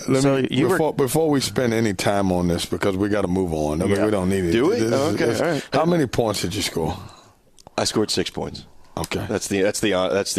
And I do know that. I scored 6 points. I had 2 threes. And how many did you give up? Well, not many. I don't know. I don't know the real answer to that. I did okay. And what was the score? We lost by 10. Okay. We lost by 2. We were tied at the half. We lost by 10. They hit a few buckets down the stretch. I was guarding the 2018 WCC Defensive Player of the Year, which was 7-footer. This was a little bit of a mismatch, but he's a nice guy. You were trying to front him. I did. Okay. That's exactly right. I tried to front him. They lobbed it over the top. He had a bucket. That's all right. Part of the deal. All right, guys. Next.